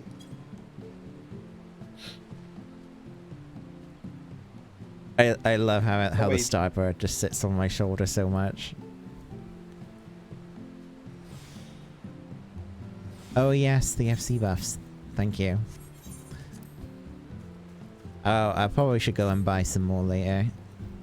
I can do that. I am going to be on still. I'm just not going to be doing much of interest. So. Okay. I need to get ready myself. Thanks everyone for watching today. Thank you for joining me for the roulette hunt. And Kitty as well. Thanks for joining. I will see you all again on Sunday. I'm thinking actually of doing another Elder Scrolls stream. Interesting. Unless, of course, something is, you know... well, if you wanted to do something, hun, of course. Oh. No. More lizard adventures, Pog, yes. Right. Good night, everyone. Bye. Bye-bye.